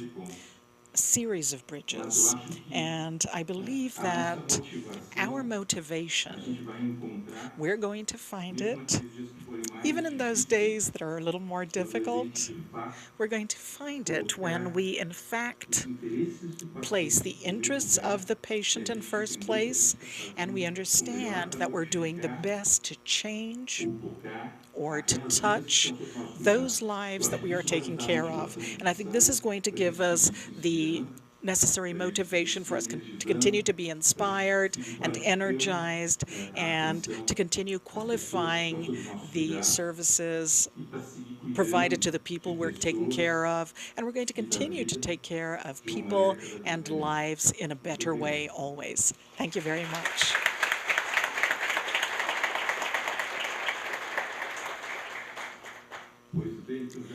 All right, since I have to close this event, I would like to, if possible, ask our speakers and our PBM team and our photographer to tell me if it's better to take a picture here or outside. So here, let's have a picture with everyone. So we have the picture from here to there and from there to here. And remember that I hope everybody has a great lunch and a great week.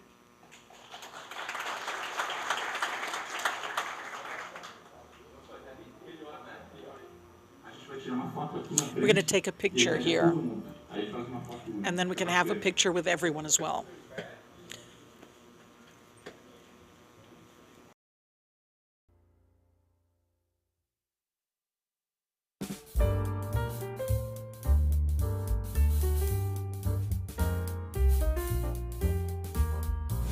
Olá, bom dia. Hello, good morning.